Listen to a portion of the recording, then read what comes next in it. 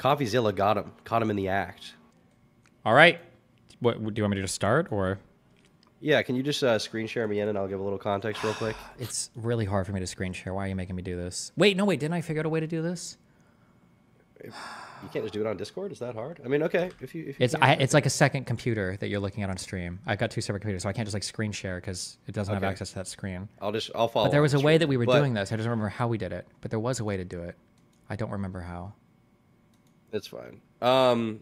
Basically, the deal is Boogie was he adopted this kind of Andrew Tate persona where he was he's a fat ass, so he takes his shirt off.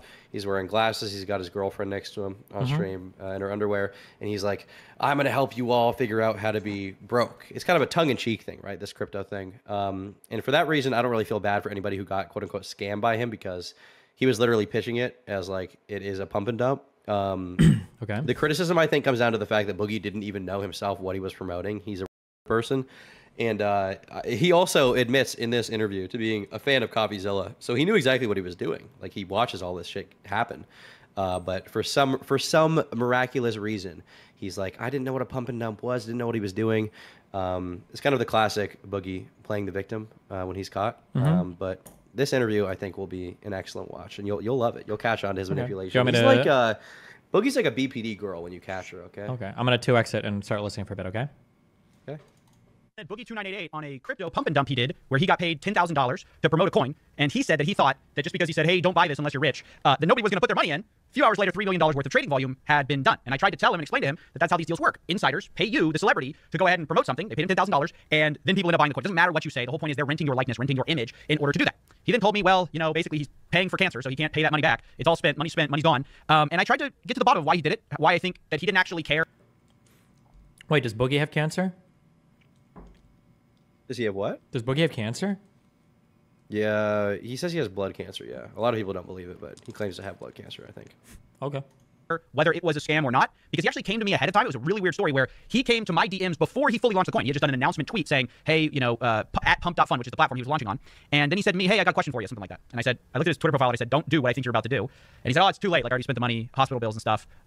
So I thought it was really weird. Like, why would you come to the guy who busts scams if you thought it was all on the up and up? Because that's what he tries to say is, no, if I'd only known, if I'd only seen ahead of time what this was, I wouldn't have done it. Very strange story, though. I want you to hear. Well, it's obvious why he went to him. It's because he was basically trying to say, like, well, I went to CoffeeZilla first and we chatted about it, so I figured everything would be good. It's like he's like covering his tracks, or basically, right? Or covering his ass, really, right? But from Boogie2988 himself, though, about this, decide what you think. In general, I think it's fine to say people should not be investing in memes. I just think it's also obvious that marketers wouldn't pay people if people didn't fall for this stuff. Ultimately, they are scamming your fans. They get in on the coin early. They sell as your fans pile in. I hope we can continue to expose celebrities who do this, such as Boogie. Desperate or not, it's not okay. There are other ways to make money. And yeah, here's the call we had. Boogie, it looks like you launched a crypto token that is a scam, a pump and dump. What do you have to say for yourself? Well, I don't think it's a pump and dump. It is a meme coin. It's literally from a thing called pump.fun. What are you talking about? I never knew who pump.fun was until today. Well, that's what you tweeted. That's what you tweeted. You said, oh, we're going to break. I learned about it today, so I also tweeted about it today. Try to find a time I tweeted about it before today. You won't, because I just found out that I didn't know who this company is or these people I'm working with, other than they referred to me by Afroman's manager. Right, but you said before you posted the pump and dump, you said, we're going to trust the internet, pump.fun. You didn't realize at that point you're doing a pump and dump, that you're getting paid by insiders to do this?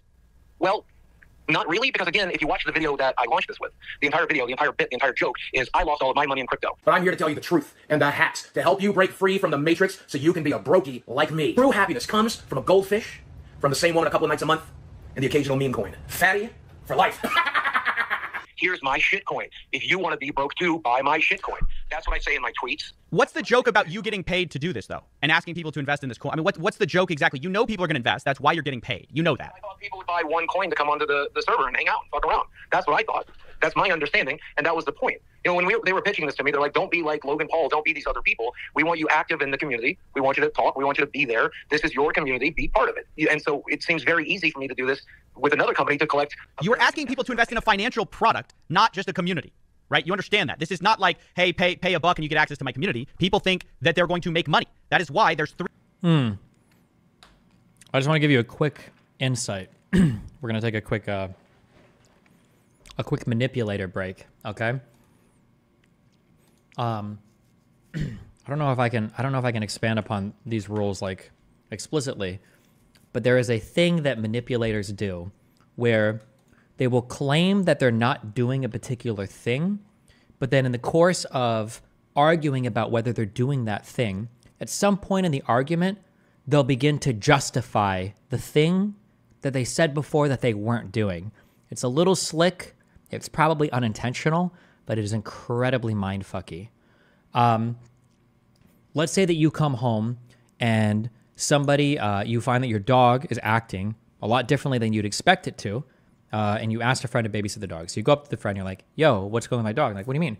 Like, were you pissed off at my dog? Did you attack my dog? Like, why is he so like scared? Why is he in the corner or whatever? And like, no, I would never do that. Me and your dog got along fine. We were great. Everything's great. Everything's fine. Really? And then you start pushing. And then they're like, listen, I never do anything to your dog. Okay? Listen, your dog barks like all fucking day. Okay. Like, holy shit. Like he barks all the fucking time. He shits all over the fucking floor. He pisses everywhere. Like he eats his fucking dog food. Something that is happening here, and I don't think people realize, well, I don't think the person doing it realizes what they're doing because they wouldn't do it. And the person arguing with them often doesn't realize it. What's happening is when you say, when they start giving justifications for a behavior that they initially said they didn't do, they did do that behavior. And now in their mind, they've moved on to trying to justify and defend themselves from it because they've forgotten that they lied about not doing it at all.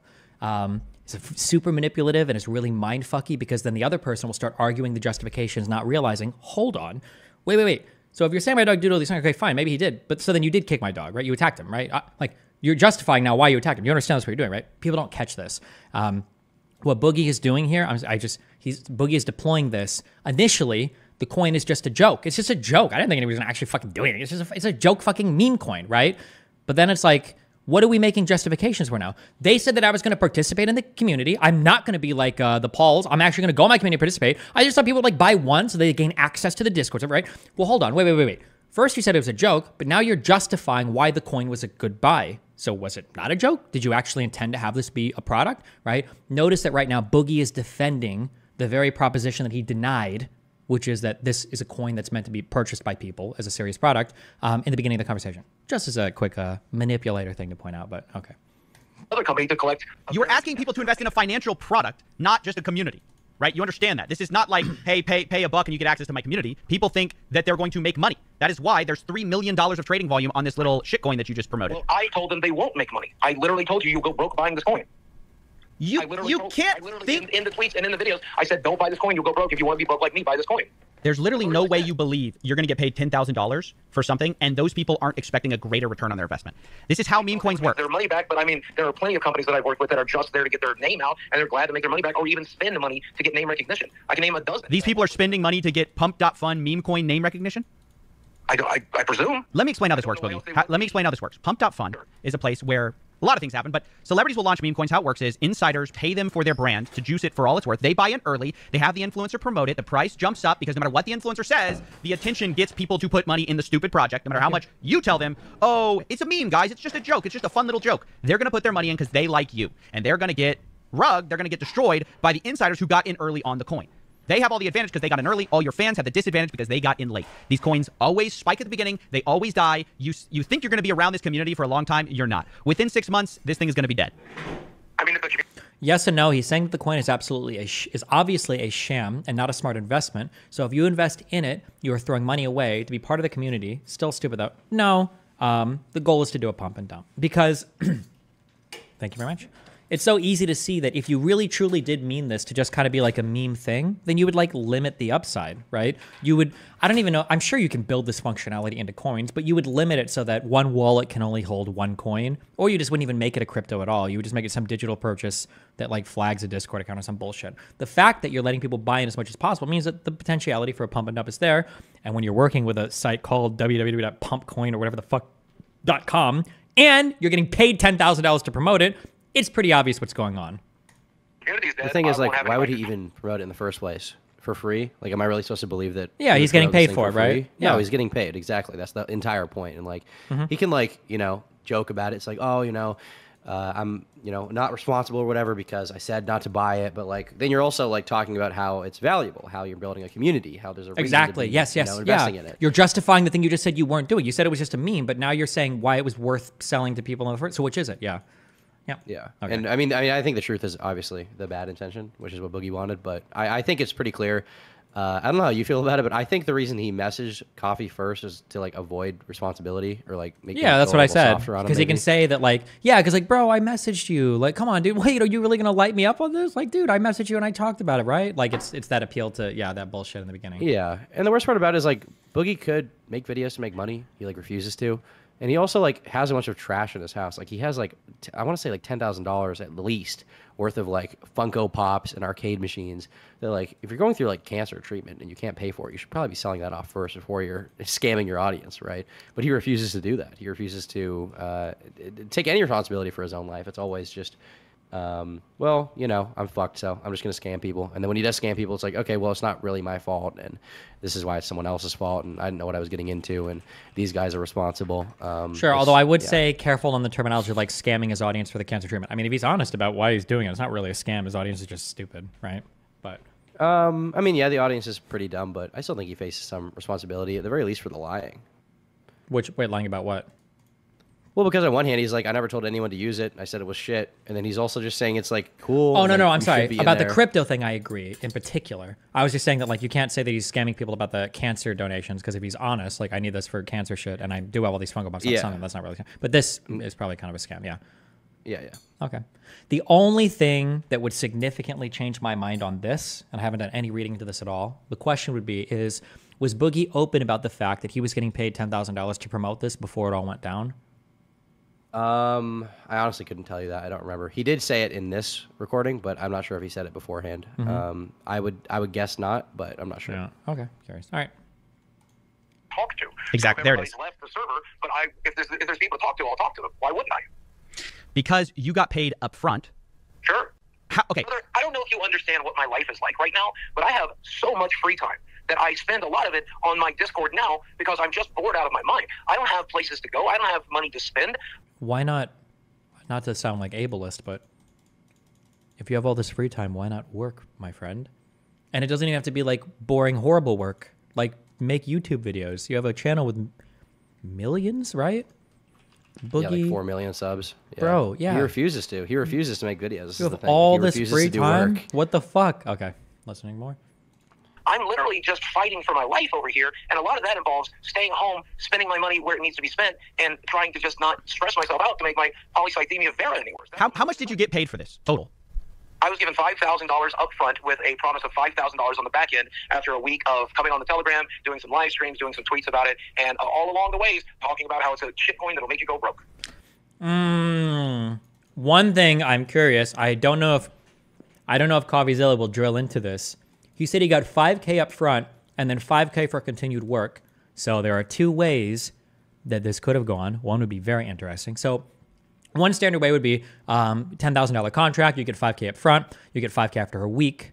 But a second way that contract could have been written is you get $5K up front and you'll get $5K if they hit a certain volume. And that second one would be a killer point. Don't spoil if they do go into it. I hope he asks him if that second payment was contingent upon a minimum volume for the coin. We'll see.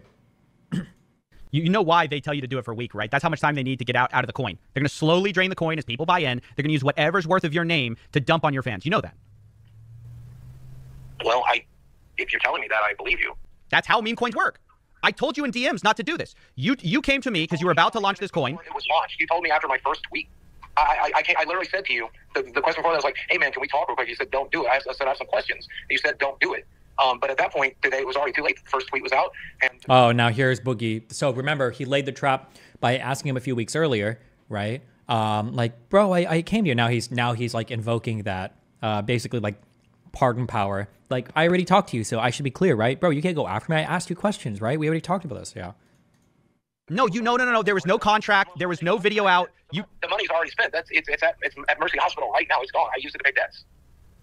I used to pay medical debt. So you didn't have to tweet that tweet. You didn't have to tweet it out. You said you did the pre-announcement hype thing, and then you sent me a message asking me, oh, I've got some questions. I immediately tell you don't do it. Then you don't listen to me. You say it's too late. I cast the check. Need it for medical bills. Isn't it just a shitcoin, a meme? No one's actually going to buy the thing. And then $3 million worth of trading volume happened. Yeah, I was not expecting that, obviously. You know who was expecting that? The people who paid you. I obviously don't want anybody to lose money. I thought there was going to be some trading. I thought people would buy enough coins to join the community and come and fuck around and have fun. I thought they might spend a little bit of money like they do on Cameo or Patreon or OnlyFans to have some personal interaction. That's what I was expecting. I wasn't expecting anybody to think they're going to make money from this, especially because I specifically told them you will not make money from this. Don't you think it's kind of gross, given that you know firsthand, almost better than anyone, the damage that speculative investments can do? that you would then make money from a speculative investment like this? I put my money in the crypto market in the wrong section, and I pretty much lost most of everything. Right, that's why I'm telling people don't make a speculative investment here, because I lost my ass. Like, if you watch the video, hopefully you'll include it in your video, parts of it. But in the video, I talk about how broke I am, how I lost my money in crypto. I talk about, if you want to be broke like me, join my community. And Right, you're doing a satire of Andrew Tate's crypto coin. That's what you're doing. Yeah. Where? Okay. Whereas he's saying join it, make money. I'm saying join it, lose money. And you think that's okay to then financially tie money for yourself where you can hurt your audience? You think that's fine as long as you say, oh, join it and you can lose some money? I will say, wow, you can almost be endlessly critical of Boogie for a huge variety of reasons. Well, I think that, I don't know if I would say Boogie did anything wrong here. I would say he's being a fucking retard, maybe. Or maybe the fact that he's so, like, he's not honest about it is, like, the wrong part. But if Boogie is, like, going on saying, like, buy broke coin, buy broke bitch coin, buy broke ass coin, and then you buy it and it ends up being a pump and dump, I think I have exactly zero sympathy for anybody that buys it. I'm like, I mean, fuck, bro, what the fuck did you expect? Like, I mean, what, Jesus Christ. Yeah. I don't feel bad for those people. I think they're and I don't even know if Boogie, also, like, I don't know if Boogie did anything even wrong if there. It wasn't that. It's like, it's Boogie. It's fucking Boogie. Like, why the fuck are you buying a coin from this idiot? Like, Sure, you look yeah. at anything about him, you find this guy's like a liar, like pathologically. Why would Yeah, you well, ever yeah, trust but guy in with this case, anything? he's not even lying. If he's literally saying, listen, be broke like me, blah, blah, blah, blah, blah. Like, if he's saying shit like that, I mean, you can't really say promoted, even if the coin does end up being a pump and dump. Like, but, okay. I think part of the problem is he says it's not a pump and dump, and then it like definitely Yeah, is. that's why And I'm so the saying question when he becomes, lies did he know about or it. did he not know? Yeah, exactly. When he lies about it, that's the problem. Yeah, like his behavior now. Like if he would have just come on a call like this, and he's like, you know, CoffeeZilla is like, yo, what's going on? And he's like, I guess the company that hired me was a pump and dump. So yeah, I mean, I guess I was more right than I knew when I told you that if you buy it, you're gonna be a broke bitch like me. So yeah, if you did, yeah, you're pretty fucked. It was pumped and dumped. If Boogie was like that, I think, yeah, okay, you're clear. So I think any moral wrong that Boogie is saying, I think it's just because of that behavior afterwards, but I don't know. Yeah, Okay. I mostly agree. Still listening? Even though you know with your following, people are going to invest in that. Absolutely would. I mean, I'm steadfast in this. Yes, I believe that if I got paid to tell you don't buy something, I'll gladly take that money. If I get paid to tell you this might be dangerous for you, invest smartly. Yes, I think I'd love to get paid. I'd love to be paid to be an example of somebody who lost their ass in crypto and to teach people that very important lesson. I think it's a very good lesson to learn. You think making people lose money, that's a good lesson? No, I wanted to keep them from doing that. I wanted to get the message out to make sure they didn't. That's the point. I thought it would go viral as a meme. And then like this like weird thing of like, oh, I was just trying to help people. Like it was cringe and stupid and not true. Like you just wanted to get paid, dog. You wanted to get paid, you got paid. Like that's it. Just say that much. Like all this weird moralizing is cringe. As a joke, as a comedy bit. I thought that it would make people laugh. I thought people. An investment is never a comedy. Like people who are trying to tie comedy to investments, it's hilarious. Make an investment. I didn't expect anybody to make a large investment. Why would they? I told them not to. Okay. Let me ask you this: when were you paid the $5,000? 5 days ago. 5 days ago. Less than a week. Were you paid in cash or were you paid in like crypto? Cash, obviously. Yeah. Okay. And you're being. I hold none of. As far as I know, it's my understanding. I hold none of this coins. I don't have any coins in my wallet. It's my understanding they've set aside 2% for me, but I don't have a way to receive that. Oh, like that sounds really bad. When you say that. So remember, okay, CEO compensation is done in stock a lot of the times because the goal is you want to tie the incentives of the CEO along with the incentives of the board, okay? If the CEO is getting compensated in stock, then the CEO is motivated to make decisions to increase the value of the company so that the share values that the board members represent also increase. You're aligning incentives there. If Boogie knows, and he just said that, Boogie knows that part of his compensation is in the coin itself. He's got 2% ownership, I guess, of all the coins or some percentage of the coins, whatever. If he's got that 2%, that means that Boogie has an incentive to see the price increase. And an increase in price kind of necessarily implies that a lot of people are trading on it. So that's not a good thing. That hopefully, we'll see if Coffee picks up on that, but okay. It's my understanding they've set aside 2% for me, but I don't have a way to receive that. So I don't know what good that does me. And 2% of nothing I thought was nothing anyway, so who cares? No, but now the coin is, your coin that you told no one to buy is being bought, unsurprisingly. And now it is worth something. Are you then going to sell that too? If you get a hold of it, are you going to sell it? No, I will not sell. I won't be able to get a hold of it. I don't have a wallet anymore. Well, they can just sell it for you. They can just make money for you. Are you going to take it? If I'm being genuine with you, and I do want to be genuine. Oh, right. And so he even lied.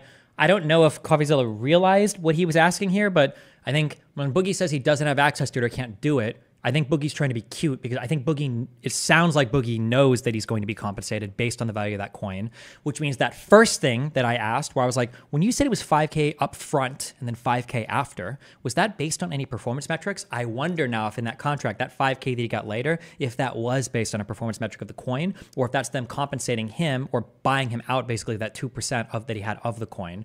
And it sounds like Boogie is aware now that there might be a way for him to be compensated for the coin, but he thought he was being cute earlier by saying, well, I don't have the wallet, so I don't know if I have access to it. So blah, blah, blah. Right? Yeah. If I'm being genuine with you, and I do want to be genuine with you and the rest of the internet, I'm in pretty dire need of money. I have a lot of medical bills, and I'm fighting cancer, and I very much like not to fuck around with my healthcare too much, but that's something I would genuinely have to consider. And I know that from watching your videos in the past, if I say maybe here, a lot of people are going to take that as a no, and it might end up being a no. So I may as well give you a hard no here because I very, very much need the money. I'm on $1,800 for the medications right now. I need the money to pay for that. I have a $2,000 a month mortgage. Does he not have like Medicaid or any kind of like state medication like insurance program, or what's? I genuinely would like very much to keep my home. I'd very much like, but I don't want to do it at the price of ripping anybody off. And that is kind of what's happened here. That's not kind of what's happened a little bit. Don't soften that. That's exactly what's happened here. There is a scam that's being perpetuated with a coin that he's being paid to support, and he's getting paid a percentage of how successful the scam runs. That's exactly what's happening. Lidsey, thank you for the 15-viewer host. To keep my home, I'd very much like, but I don't want to do it at the price of ripping anybody off. And that is kind of what's happened here a little bit, though. You know that. Yeah, I mean, you've informed me of that, and I'm very sorry for that. I hope people listened. I hope people heard what I had to say. I hope people remembered, like, you're buying into a community that's there to make fun of me for losing my ass. That's the entire point of the community. You're supposed to, as a crypto bro, come in and maybe you throw me a bone because you know I have medical bills and shit to pay. Wait, so people are supposed to buy into it if you're a crypto bro? So they were supposed to buy it? What does he mean you throw you a bone because you have bills to pay? So was it a joke coin from the very beginning that nobody was ever supposed to take seriously? Or was it a coin where you make fun of Boogie by buying into it so he makes money, but then other people are going to be incentivized to buy into it? Or what, like? That's for millionaires. I want multi-millionaires who make more money. They're really not throwing you a bone, though. They're throwing the people who paid you a bone. Like, the people who are investing in this coin are enriching not you the most, but the people who paid you. And that's the whole grift. It's like people are getting celebrities to rent out their reputations to milk them for all they're worth. But you're describing, I charge for memberships on YouTube. YouTube takes half. You're talking about a grift that every company does on the entire internet. I didn't think it would be an unfair percentage. Otherwise I wouldn't have signed up for it. No, I'm talking about a pump and dump, because this is not some kind of like obvious, oh, this is a membership. This is to make money, right? That's what meme coins are about, making money. Well, I accept the fact that you're telling me I'm ripping people off, and I accept that might very well be true, and I don't mean to be. And it was not my intention. My intention... He always shirks responsibility. He does this thing where he's very good at this. This is a super abusive... man, that girl with him must be super mind-fucked. I feel so bad for her. Boogie's like a master of manipulatively avoiding responsibility while sounding like he's making concessions the entire time, right? You understand that you stole that homeless guy's money, and now he's starving to death. It's like... I mean, yeah, if he's starving to death now, like, yeah, I mean, I accept that, maybe that money in that cup that was his might have actually belonged to him. But I mean, I didn't know it at the time. I've seen money laying on the ground a ton before, and I picked it up, and I've seen tons of people walk by and pick up money, and I spent that money on medical bills. And I mean, if you're telling me that that's really what happened, then, I guess, okay, yeah, if you're telling me, then I get, right? The recognition of the wrong is always external, right? You're the one that's realized I did a wrong thing. He's external, right? If you're saying this, if you're telling me that, well, that's what people are saying, if that's what's happened. And it's always a thing that is like happening to him and never happening because of him, right? Oh, well, these guys, I guess if this is what they did and they pumped and dumped and they did this, there's no agency ever. Boogie never has any agency in his life. Well, I didn't know that I did this. Or if in the advanced, because remember, he always ratchets up the assurance seeking, right? If the next level of, I don't know if he does it here, but the next level of the Boogie assurance seeking will be, okay, yeah, maybe I did do this. I did it. And then he catastrophizes. I'm a massive fuck up. I did it and I fucked up because I fuck everything up because I'm so worthless and I can't do this and I'm just a worthless fucking person. You're right. Is that what you wanted to hear? That I'm a horrible human being, right? It's this false sense of like taking responsibility when in reality, he's just trying to like throw himself under the bus to make the person talking to him either feel bad for him or feel like they've accomplished their mission, and then they walk away and it resets it all. And he like has like, Boogie is like one of the most obvious, like when you watch his conversational schema, it's always like abuser or manipulator type talk every single time. It's insane. He sticks to it so well. I accept the fact that you're telling me The I'm biggest ripping question people for off, me and is I always accept with these that kinds might of very people, well be true. I like, don't mean how self-aware is Boogie of what he's doing? Like, how self-aware of his manipulation is he? Like, is he thinking ahead of time, like, this is what I'm going to do? Or is it like a totally subconscious thing he doesn't even realize? It's hard since I never do any of this and I'm not a manipulator. But it is truly hard to get into the mind of a person like this. I would assume that they don't know. It's like they know that if they perform, when a baby cries, does a baby really know what they're doing? What a baby knows is that if they make noise, eventually somebody will come and take care of them. But does the baby know that they're creating an environment where the other person is so fucking irritated that it's easier to acquiesce to the needs of the child than it is to sit there and endure another minute of their screaming? I don't think the baby knows that. I think the baby just knows that if he cries, eventually somebody comes and takes care of him. I think that with So manipulator is it essentially behavior, like operant conditioning? yes, I truly think so, yeah. That when they've engaged in certain behaviors in the past, they tend to get rewarded for it, so they continue to do so. And it's just kind of like a learned behavior, and they deploy it without thought. That's my guess, I think, yeah. Okay. Yeah. Gotcha. Okay, 7 more minutes. Okay, going through. to be. And it was not my intention. My intention was to be a spectacle, as I've always chosen to be on YouTube, for people to look and laugh and realize that I'm the fat, dumb idiot that lost his money in crypto. To drive home the point that crypto is not a smart or safe investment, and you have to be very careful with your money. I said that in the video. I've said that on the Telegram. I said it on Twitter, and I'll say it again here. And I genuinely do not think anybody would think that This isn't some grand point. You're just making 10K. This is just you making 10K. I think you can do both. I think you can make a point and get paid to do it. I think you can do both. Are you getting paid from this video? Will you be making a point in this video? Am I going to be selling a product? Am I going to be selling a crypto token? No. I don't know. Will it have an advertisement? I don't know. I don't know how you run your channel these days. I haven't seen you in a while. Okay. Okay. Yeah, I don't know if you're running ads on this, and I don't know if you have a sponsor, but you might. Do you think that's the same? Coffee fucked up so hard. Coffee shouldn't have said, am I selling a product? Coffee should have just said, am I scamming anybody? Am I scamming anybody or causing anybody to lose money to a scam? That's what he should have said. He gave Boogie an out there, and I think he realized it, and he didn't correct himself, so. Okay. Yeah, I don't know if you're running ads on this, and I don't know if you have a sponsor, but you might.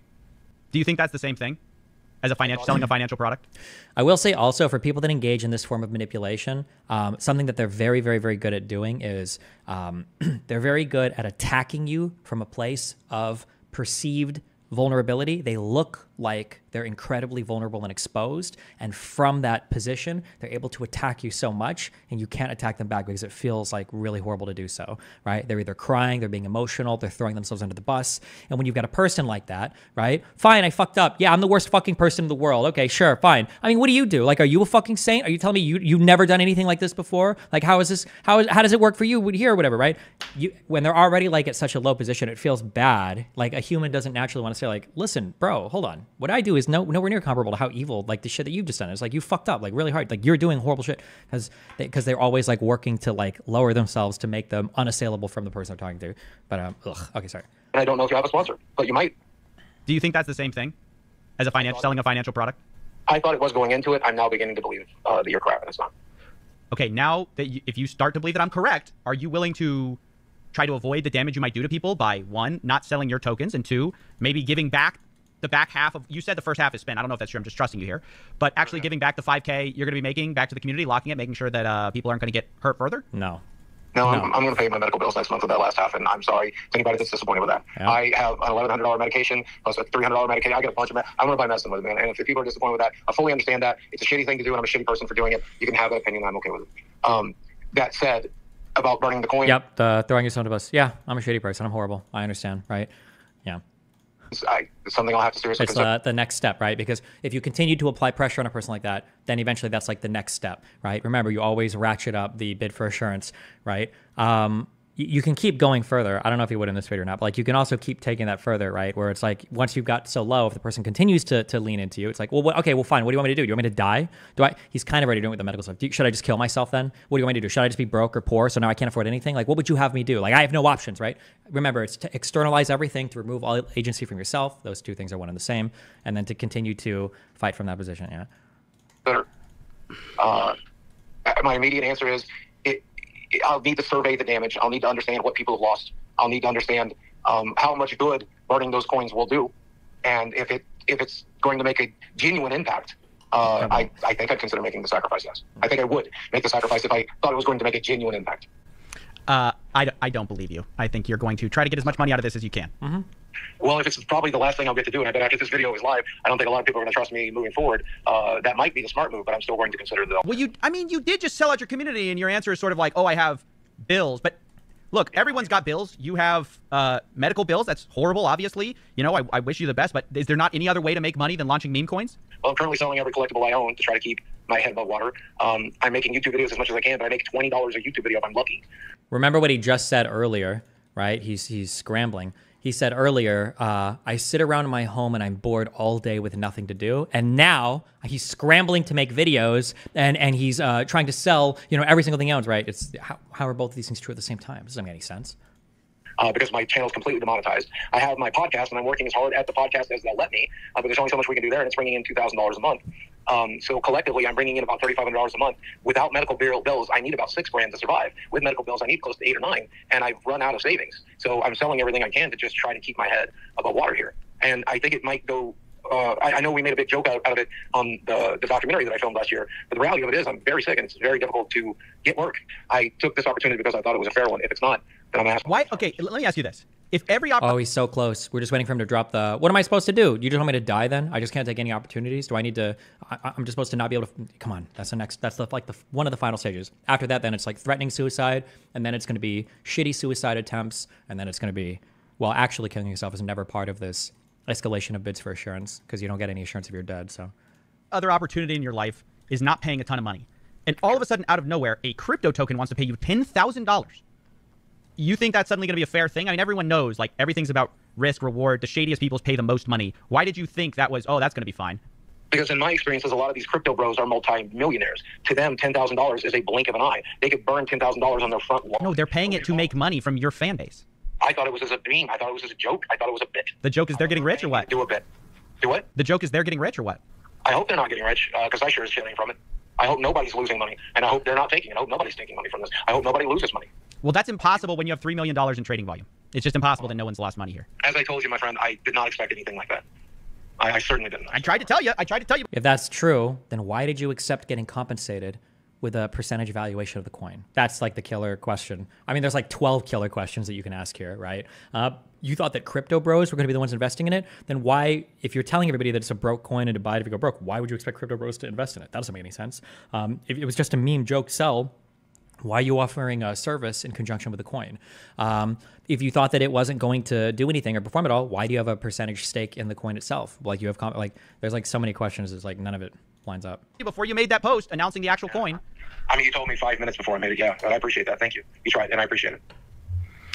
Okay, well, yeah, I don't know. How do we stop influencers from doing this, Boogie? Everyone's taking these deals. Everybody wants to get rich, and they don't care if their fans suffer. Well, I mean, what do you think we can do? Just tell me.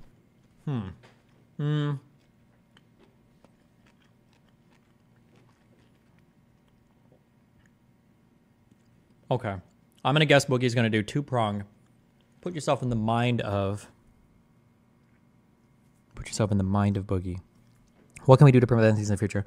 Well, I don't know. People like you are really important, CoffeeZilla. It's going to be something like that. And then the second one is going to be people like you are really important, and maybe nobody should invest in these projects. They're probably all bad. I wish I would have known that before. That's my guess. We'll see what he says. Those two. I might be off, though. I don't know. What can I do to educate people? Because this is like a Sisyphusian battle. Every day it's someone else selling out. What can I do? How can I educate people? And someone... Give me a moment to think about it. I'm sure this will be edited a little bit, I hope, because I'm going to need a pause here if that's okay. So I really want to think it through. You need to get the message out that there is no such thing as a safe promotion for this. Okay, so that was point 2. Yeah, all of them are scams, maybe. Yeah. That there is no such thing as people not losing money. If you're telling me everyone's losing money on this guaranteed, then I needed to have the understanding that no matter what I did, all I was doing was stealing from somebody. I didn't think that. I didn't understand that. Yeah, I didn't you're telling me that now, and I'll never do anything like this again. Oh, of course. Yeah, it's always after he's reaped the rewards. This is the Vosh strategy. You do a bad thing, you collect the benefits for doing the bad thing. Once the bad thing has been exposed, then you try to collect the virtue for disavowing the bad thing every time. Yeah. I'll do my due diligence here. I do have some integrity, and I'm going to do the work that I'm paid to do. But after that, I'll never do this again because you are telling me the only outcome is that people get ripped off. If I had that understanding going into this, I would not have done it. Yeah, of course, yeah. And okay, then, thanks, Boogie. I appreciate it. I hope you get better. I hope you get better with your sickness. And yeah, it's cancer, man. People don't generally get better. But I appreciate that. Thank you. Okay. He doesn't have cancer. That's bullshit. He's lying about it. 1,000,000,000% he's lying about having cancer too. Absolutely. Unless he's linked medical documents 100% showing it. All right. Yeah. Have a good one. Thank you. Why would you say that if you had cancer? It's cancer. You don't get better from it. That's so absolutely not fucking true. Depends on the type of cancer. Depends on the condition of the patient. Depends on the healthcare available to you. Depends on well, no, hold on. Third one is stupid. Depends on the type of cancer. Depends on the status of the patient, and it depends on how far the cancer has progressed. And then also other things like finances and medical whatever. But those three are the big ones. Why would you just say it's cancer? There's no hope. That's such a stupid fucking thing to say. No shot. He's lying. He's absolutely lying. He's absolutely lying about it. Oh, anyway, what's up? Okay, what else do you want to say?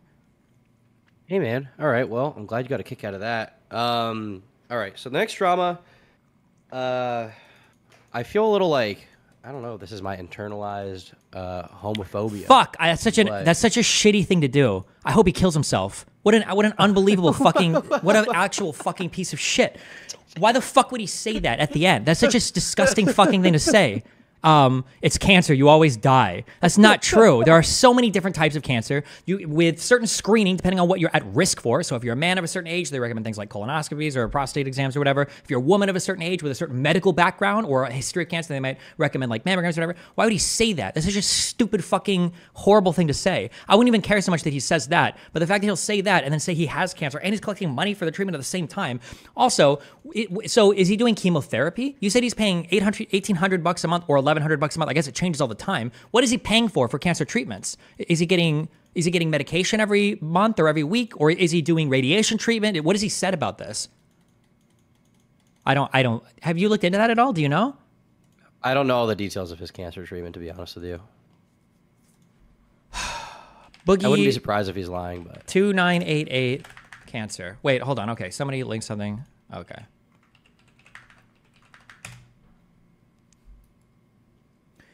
Hey, so I debated not sharing this, but I got my official... This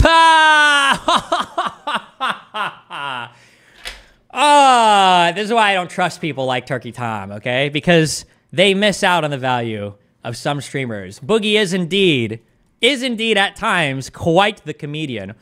Boogie, what a fucking hilarious joke.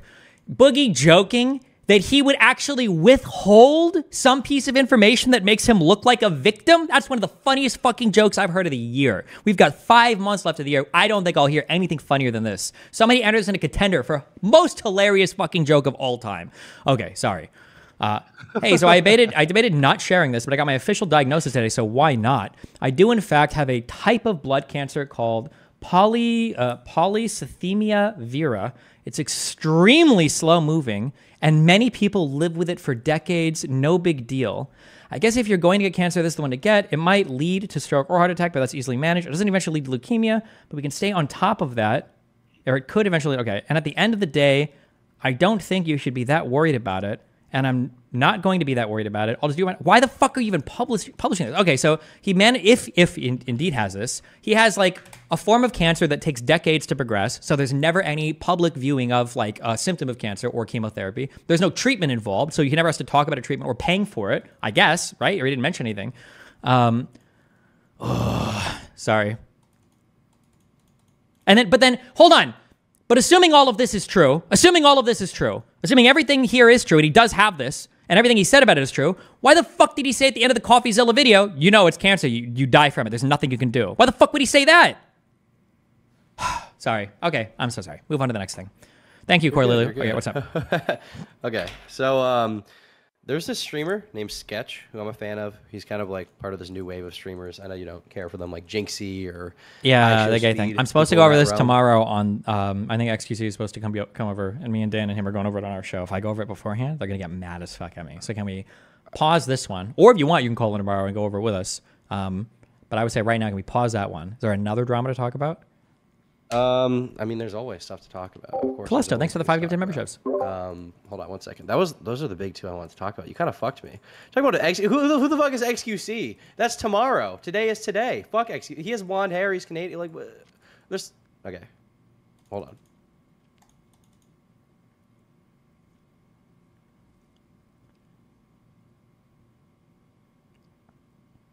Oh, actually, I have a great one. Okay. So, recently, Penguin Zero, unknowingly, at the time, falsely accused Sniper Wolf of striking someone's channel and it's hitting on a lot of big topics like copyright abuse on YouTube and like people impersonating YouTubers to take down content, and also what it counts as actually transformative. So this is fire drama. Okay, it's not as interesting as the gay leaks, but it's almost there. Well, okay? Illuminator, So thank you for the 5 gifted subs. Wait, you so said we're gonna start Penguin with- Zero. That's Charlie, right? Mm-hmm. Accused Pokemon? Sniper Wolf. Oh, I'm sorry. There's Sniper. Accused Sniper Wolf of false. Okay, gotcha. Link me. Go ahead. All right.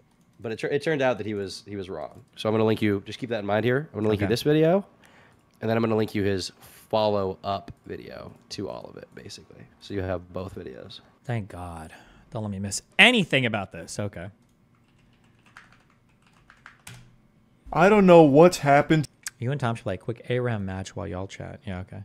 God damn it. Somebody pointed out something the other day, and it drives me insane, and I can't unsee it now. That, okay, to be clear, just real quick, I have no problems with Charlie. I don't think he's ever done anything like bad or horrible. I don't think he has any beef with me. I'm not like critiquing his character or anything like that. I'm not saying anything like negatively like bad about him or anything else, okay? But somebody had pointed out that like basically Charlie has this way where he kind of like delivers things in kind of like a cold, like humorous, like ironic, edgy manner or whatever. But he always has literally the safest opinion on every single conceivable topic. That Charlie will never, ever step outside the ring of public opinion to critique something in like a way that's actually, oh shit. He is always like squarely within the center of whatever like the entirety of the culture is pushing towards. You think it's possible that's how he actually feels? Maybe. But I mean, even if that's true, it's a little bit like having like, yeah, I don't know. But he could always be, yeah. Okay, ready? Ready. Into the YouTube ecosystem, but there are some villains that have infiltrated deep into the mainframe, spreading an infection. It's pure pandemonium and chaos. And I don't mean like genius villains, like we're not talking light Yagami here. We're talking bumbling moron villains like a Saturday morning cartoon character from Fairly Odd Parents, someone Timmy Turner would do battle with. Like, I'm talking about... Did he say light Yagami? Yeah. Wait, is that what they call him in Death Note in the English version? Do they call him Yeah. Yagami? Oh, okay, my bad. I'm just What do they? kidding. Wait. What do they call him in Japanese? I don't watch dub shit. Sorry, my bad. Go back. Okay, my bad. Wait, no. These You say you don't watch dub narcissistic shit, but YouTubers that for some you're reason saying that are so Yagami is wrong. So what do they call it? in the Yagami? sub? Yagami? So what do they call it in Japan? They probably call him your mom. Chungshu, maybe something like that. All right, What? get back to the video. trigger happy with strikes all of a sudden that it's completely thrown off the balance of the entire website, and I think YouTube themselves need to take action to put the kibosh on fraudulent strikes. It's just so out of hand. Like a week ago, I made a video talking about how Tech Lead continues to be a pathetic worm that's just squirming around issuing false strikes to anyone that hurts his feelings.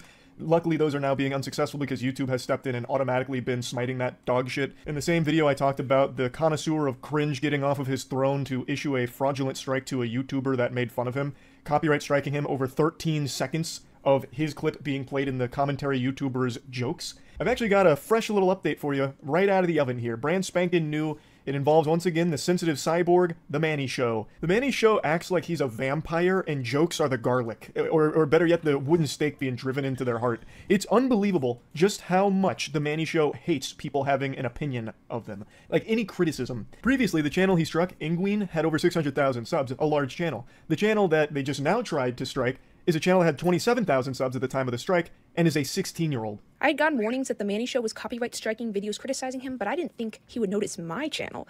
I mean, he has 12 million subs and is 23 years old. I'm a minor, 16 with 20,000 subs. Surely he wouldn't do that to me, but he did. I'm so sorry. And this guy might be like the demon, whatever, but I am instantaneously siding with the... Is it Manny? I'm instantaneously siding with him because the person that's against him just said that he can't do this because I'm a minor. The fact that this guy just brought up his age instantly makes me side with the Manny guy, literally no matter what he did. Anything. Yes. Read into that as much as you want. So just know that that's my stance for the rest of the video. Okay. Received an email that the Manny Show, yes, his full name was on it, which I won't show out of the respect for his privacy, but yeah, that he had reported me. Now, fortunately, YouTube, once again, actually automatically declined this dogshit request. If you look at the request there, the Manny Show tried to issue a strike based on 8 seconds of their video being used on this YouTuber's channel. So, tried once again to strike this channel, but YouTube said enough is enough, no more fishy business, and they decided not to do that. which is very nice. So that makes me believe that they're aware that the Manny Show is a bad actor who abuses the strike system on the platform. So hopefully YouTube will take action against not only the Manny Show, but Tech Lead as well, since these are two notorious examples of blatantly abusing this system, which is a legal system, by the way. Like, what they're doing, you can't really do. You're not really allowed to do that. So hopefully the Manny Show will face just punishment for that as well as Tech Lead. But there is now a new YouTuber who has entered into this equation here. We got the big three: the Manny Show, Tech Lead, and Sniper Wolf. Yep, she took her lack of talent right to the YouTube. Just as a quick, to not go to, we're not going to dive into this, but to say like the DMCA process on YouTube is a legal system is not really true, but kind of maybe, but not. What do you mean really. it's not a legal system? Is it not? Not. People think that there's like that Congress is like written, or that the let's see, what federal branch with the DMCA? My understanding is that the reason that all this exists in terms of like the DMCA system is that Viacom sued YouTube back like over 10 years ago because there was a bunch of like SpongeBob on YouTube at the time. And so YouTube was then, as a result of the lawsuit, forced to implement a system that allowed companies to use Content ID, and that's when that was created. Yeah, my understanding is that, but copyright is handled by the government, no? Kind of, yeah. But what I'm saying is like the process by which somebody does like removes copyrighted content from their platform. I believe platforms try to do it in an aggressive manner so that they maintain their safe harbor status, meaning that they can't be personally prosecuted for a particular thing. But how you go about doing that is, I think it's largely left up to you as a platform. As long as you're making good faith effort to remove copyrighted content, then you're fine. But it's to call like Content ID like a legal system. It's kind of like... You are sending someone a legal notice when you take down their video, though, no? I mean, kind of, but I mean, like, would you consider a cease and desist a legal notice? Yeah. You're telling someone to shut up or you'll sue them. Yeah, but it's not like you're a court's not threatening involved. There's not like a standard way to like lay out a cease and desist, like or like a mandated way. It's not like an actual legal form. The court may not be involved yet, but like sure, they're about to. I guess it is. The only reason why I push against, I guess you could arguably call it. Saying is a blowjob a sexual act. It's like, yes, well, of course. I guess it's not in the vagina, but it's about to happen. It's right. The only reason why I push against it is because oftentimes people will use legal system as both a bad defense and a bad offense. Somebody will say, "Oh, Content ID is the way that it is because the law demands it." That's not true. Content ID is the system that YouTube has implemented because they feel like it keeps them in compliance with federal regulation. That's why they have it. But it's not necessarily mandated that that particular system work that way. Well, they feel like it protects them from federal regulation and lawsuits. Yeah, it keeps them under safe harbor. Yes, correct. Rights holders. Yeah, but they could theoretically, legal, no? kind of, but it's like compliance. They theoretically could comply and try to fit under safe harbor in other ways. They don't have to. They wouldn't have to use Content ID. They could do it in other ways. That's all I'm saying. Is it not in their best interest to use Content ID though? Just because there's so much content on YouTube, like they have to allow some way that people can claim stuff relatively easily.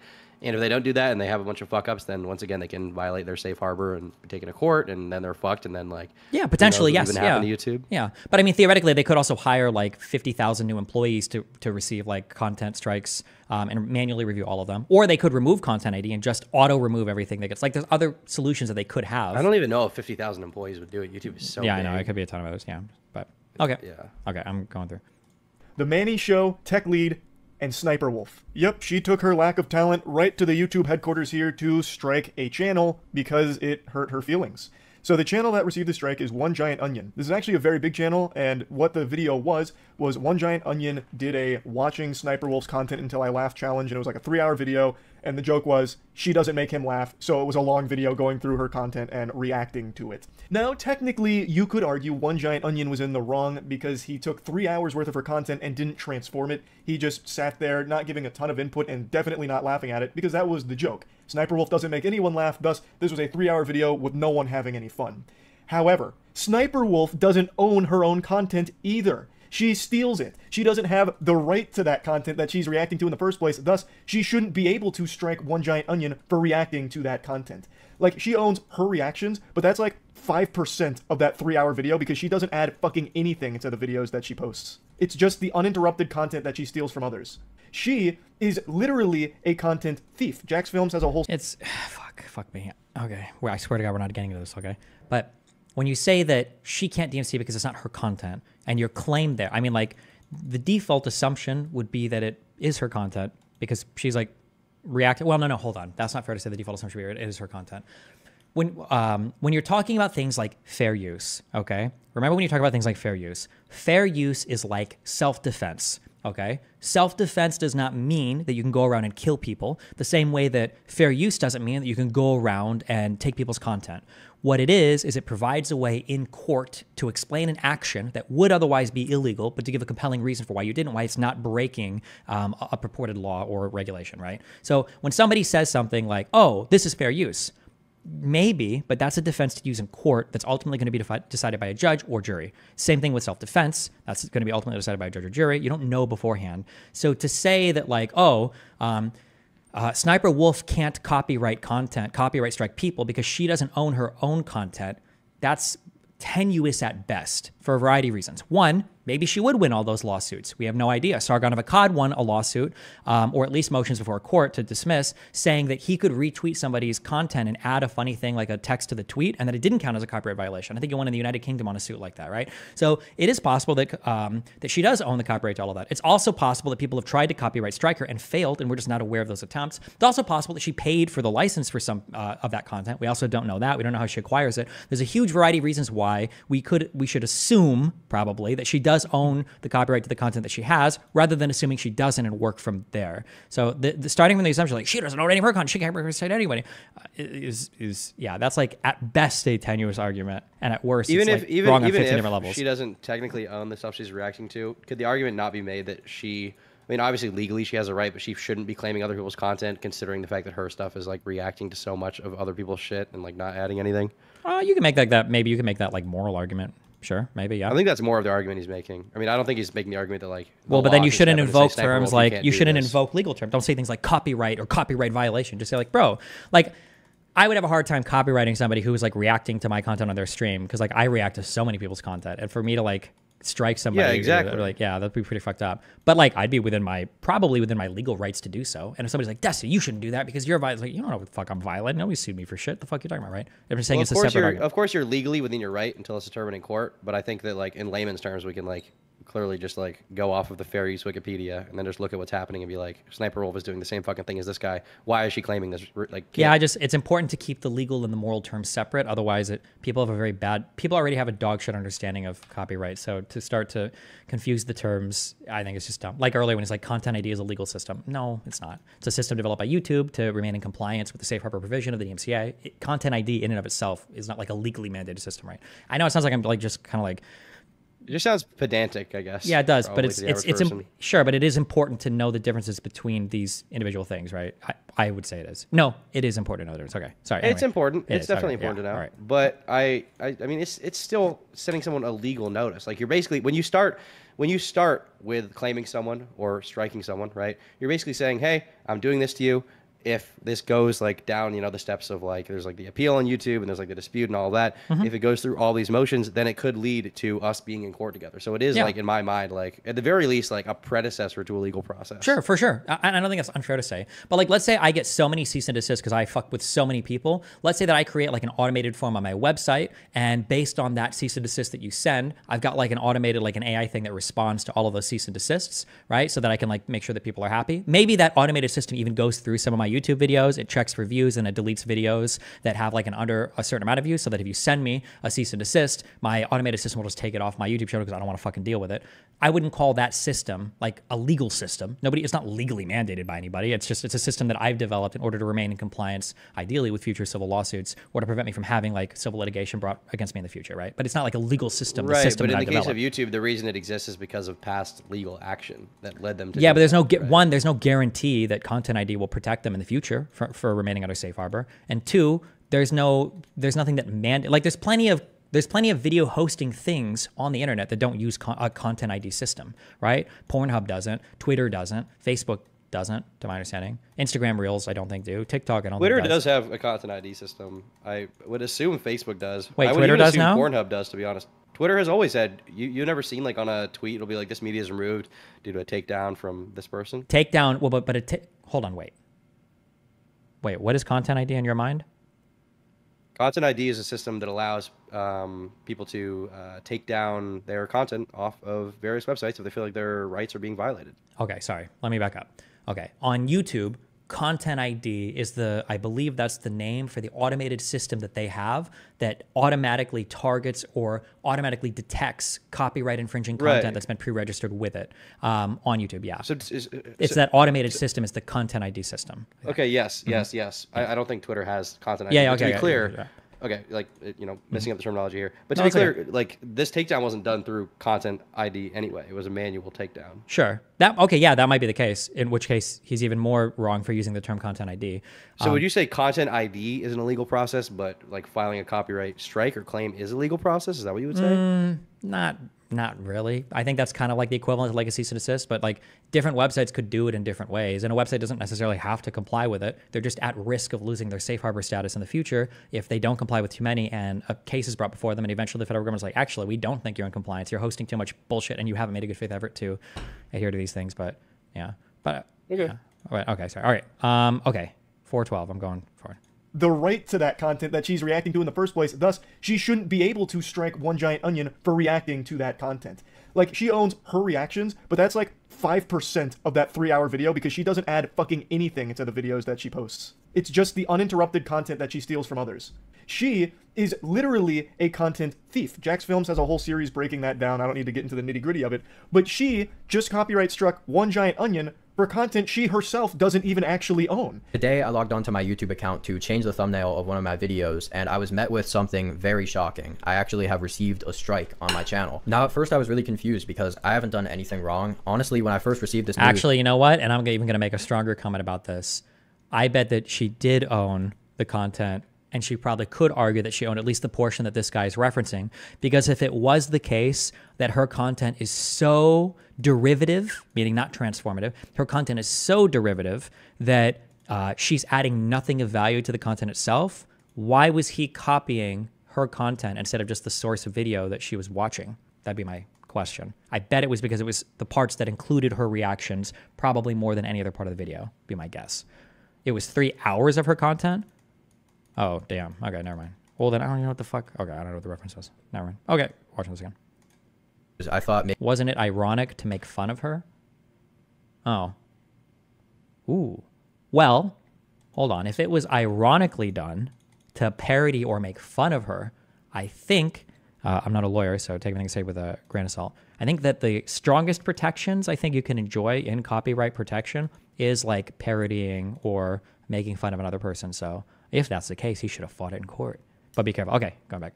Channel. Now, at first, I was really confused because I haven't done anything wrong. Honestly, when I first received this news, I thought maybe I got struck for one of my older, edgier videos. But upon further inspection, it turns out that I actually received a copyright strike from Sniper Wolf. She took down one of my videos called Watching Sniper Wolf Until I Laugh. Now, this was a 3-hour-long video where I watched most of Sniper Wolf's content, and the premise was she's not funny, so I'm just gonna like stay there and not laugh, pretty much. Her content would not fit under a transformative argument under any circumstances. Fucking Saul Goodman wouldn't be able to make that argument in court on her behalf. Because usually she just plays the entire TikTok that she's reacting to with no input and then maybe afterwards says, geez, zoinks!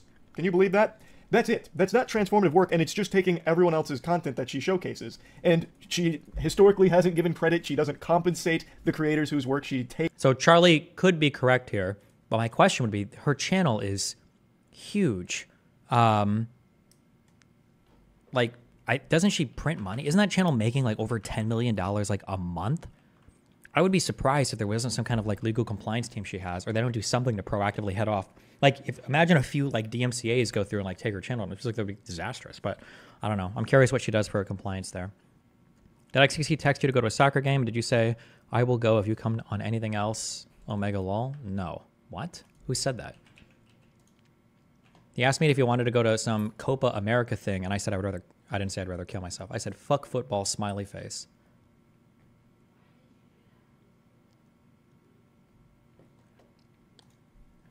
And then she has the chutzpah to strike One Giant Onion for reacting to her content. It's craziness. That's the most That is the epitome of hypocrisy. I have said dozens of times that I wouldn't be here today if I didn't have this channel, and I seriously mean that. This is my only source of income, and this is my dream job, and I love it. And the community I have here is literally the only thing I have. And I just want to keep making videos on here that people enjoy watching, but right now my literal job is being threatened by Sniper Wolf of all people. He's not exaggerating when he says that his job, like his whole livelihood, is being threatened by Sniper Wolf in this strike. A strike is a huge deal. Like, it cannot be understated just how serious a strike is on. Do you really think she makes 10 million a month? Yes, I think so.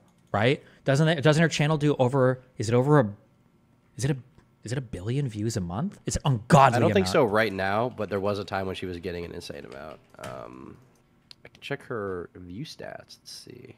Isn't it Sniper Wolf XXX? Fuck. What is her name? Yeah, in the past, it's just Sniper Wolf with 3 S's. Oh, it's Sniper Wolf. You're not using Social Blade, are you? Why? Because you use that other website now? The other website's better. View It's made stats? by Mr. Beast. Is that what you use? The Beast. Yeah, view stats is goated. Wow. Nice UI. Absolutely. According to this, she's gotten 114 million views in the last 28 days. So. Oh shit, my bad. Okay, I thought at some point she was doing like 500 million a month. Okay, she was at one point, yeah. Fallen off. Imagine only doing 120 million views a month. Yikes! Yikes! Massive. Dude, I want to blow my off. brains out thinking about how much money she's making right now. It's actually fucking disgusting. It's so much money. Please, can I date her? Do you think she would? What do you think are my chances? I don't know. Message her, find out. Okay, hold on. Resuming this. A YouTube channel. And being able to make a living off of the internet content that you create is actually a dream job for the majority of people in the world. And as I've said hundreds of times, it boils down to getting lucky most of the time. It's like winning the fucking lottery, having some kind of successful online career that you can support yourself with. So when you get a strike that threatens that, that's obviously extremely scary, especially when you're someone like One Giant Onion who really didn't do anything wrong. Sniper Wolf should not have copyright struck him for reacting to her content, which isn't even really her content in the first place. And Sniper Wolf has been on the platform for so long now, she knows just how special it is to be a content creator and how much a strike hurts that. Like, the kind of toll that takes. And yet she still went through with that. That is so fucking sad. That is heartless. It is heartless. It's not like she's some kind of corporate suit that doesn't really understand the YouTube ecosystem. She's been here for so long, she knows that a strike is like punching someone right in the fucking teeth. Like, it is brutal. And she still went through with it because his video hurt her feelings, I suppose. Yes, reacting to 3 hours worth of her content was probably not the best idea, but it should have never resulted in a strike to his channel. I will say, you should be really careful if you're going to, like, shit on somebody. If you're going to shit on somebody, you better make sure you're totally within the bounds of the law, or at least whatever process exists on whatever platform you're on, because you better believe they're going to wield whatever they can at you if they feel like you're just, like, trying to fuck with them. So it'd be, like, if I wanted to fuck with Hassan, I'm not going to do it by restreaming 3 hours of his content and just sitting there and staring at it, because I know that I'm, like, begging him to fucking DMCA me. But because she is literally doing what he does, but broken up over the course of years and like 6 videos a week doing it, as opposed to 1 3-hour video on content she doesn't even own, thus shouldn't even have the right to copyright strike on behalf of. It's so fucking hypocritical. It's crazy to me how all of a sudden a bunch of YouTubers are starting to blatantly abuse the copyright system, just in broad daylight now. They're getting so emboldened because YouTube hasn't taken any of them to court over the abuse of their system. I really hope YouTube does step up and actually do something to punish them in a big way for this, because this can't be allowed to continue. It's ridiculous. So I wanted to talk about it a little bit, and that's it. So yeah. wow.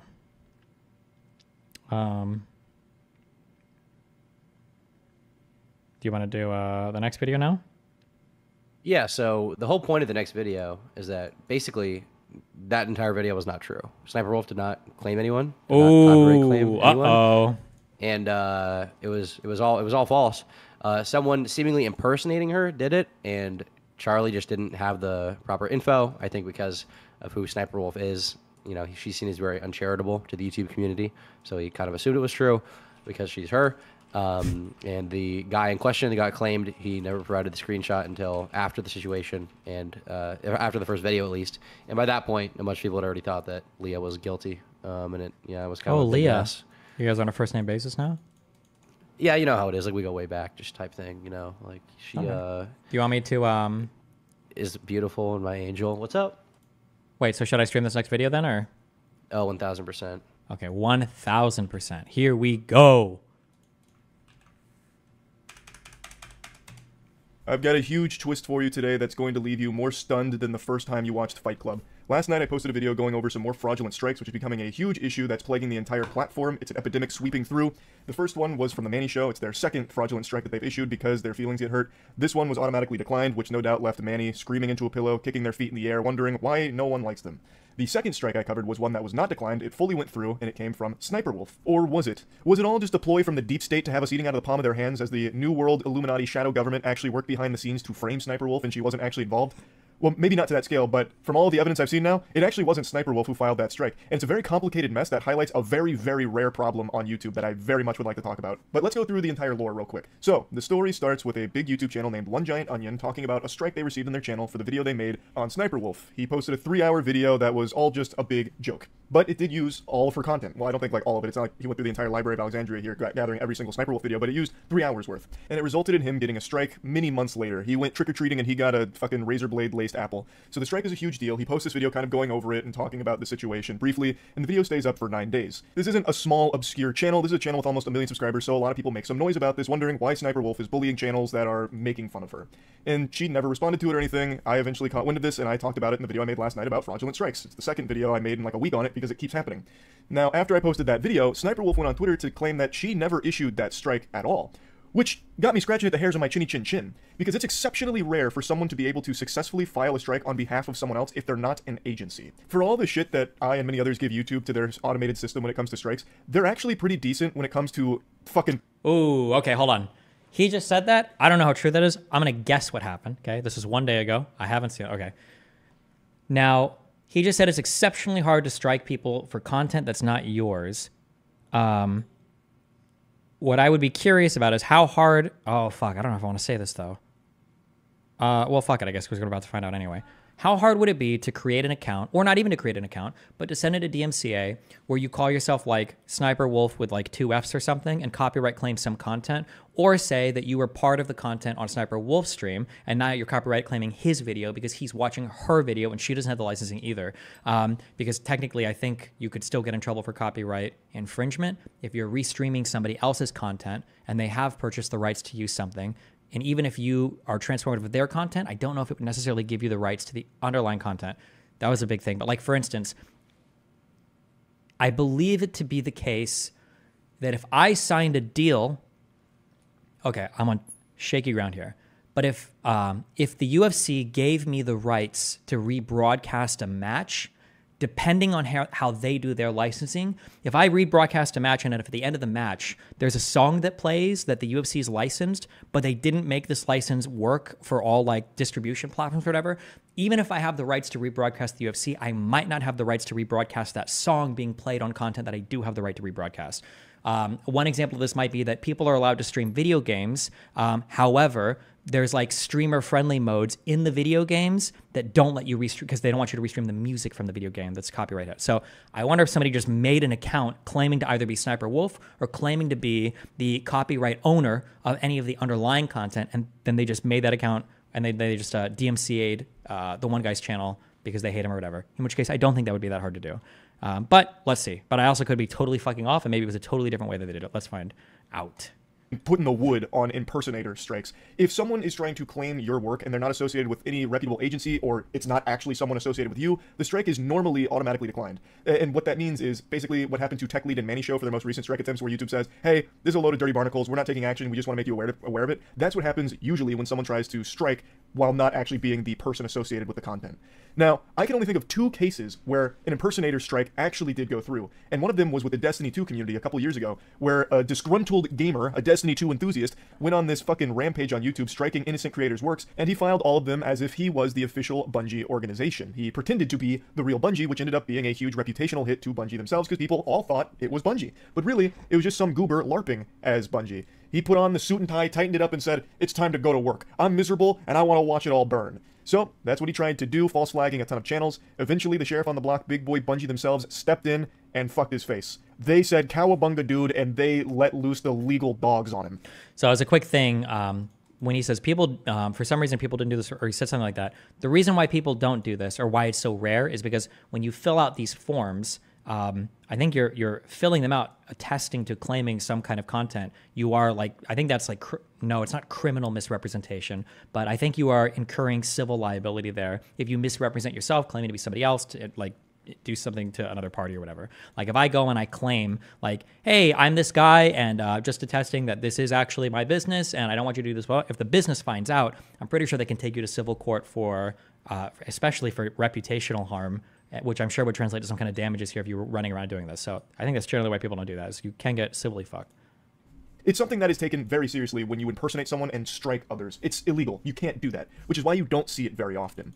So the other example, by the way, was Nintendo. It's happened with Nintendo in the past as well, though I can't remember what happened to the culprit in that case. So some of you might remember from 2018, which I know is archaic at this point. That's fucking prehistoric by internet years. But in 2018, Alinity had that big meme about we should copyright PewDiePie, should we copyright PewDiePie, whatever, where she was going to copyright strike PewDiePie because he was insulting her, and she was working with an agency called Collab DRM, who does strike on behalf of creators. Fast forward to 2024, there's plenty of agencies just like Collab DRM that do this, that do strikes on behalf of creators. I was with Collab DRM. Hell yeah, I was. Creators in order to take down re-uploads or sometimes just bully others into not talking about something they don't want posted. It is a common practice in the industry. So I decided to really stick my nose into this pile of dog shit and get a huge whiff of the stink here, that odorous Methodist that every YouTuber is familiar with.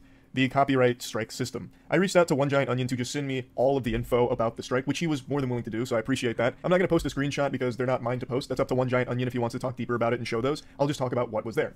So, the copyright strike was filed by an individual who claims to be representing an agency, a collaborative agency, that works with Sniper Wolf. So they were successfully able to file the strike based on the information that they are with this agency that represents Sniper Wolf, thus they have the right to enforce her copyright. This is a pretty common thing, like I mentioned. There are tons of scumbag vermin that do this, these corporate suits that take this action, and many agencies that make this a core part of their strategy. However, what's definitely not a core part of their strategy is having the agents that are filing these takedown requests and strikes use a fucking personal Gmail account.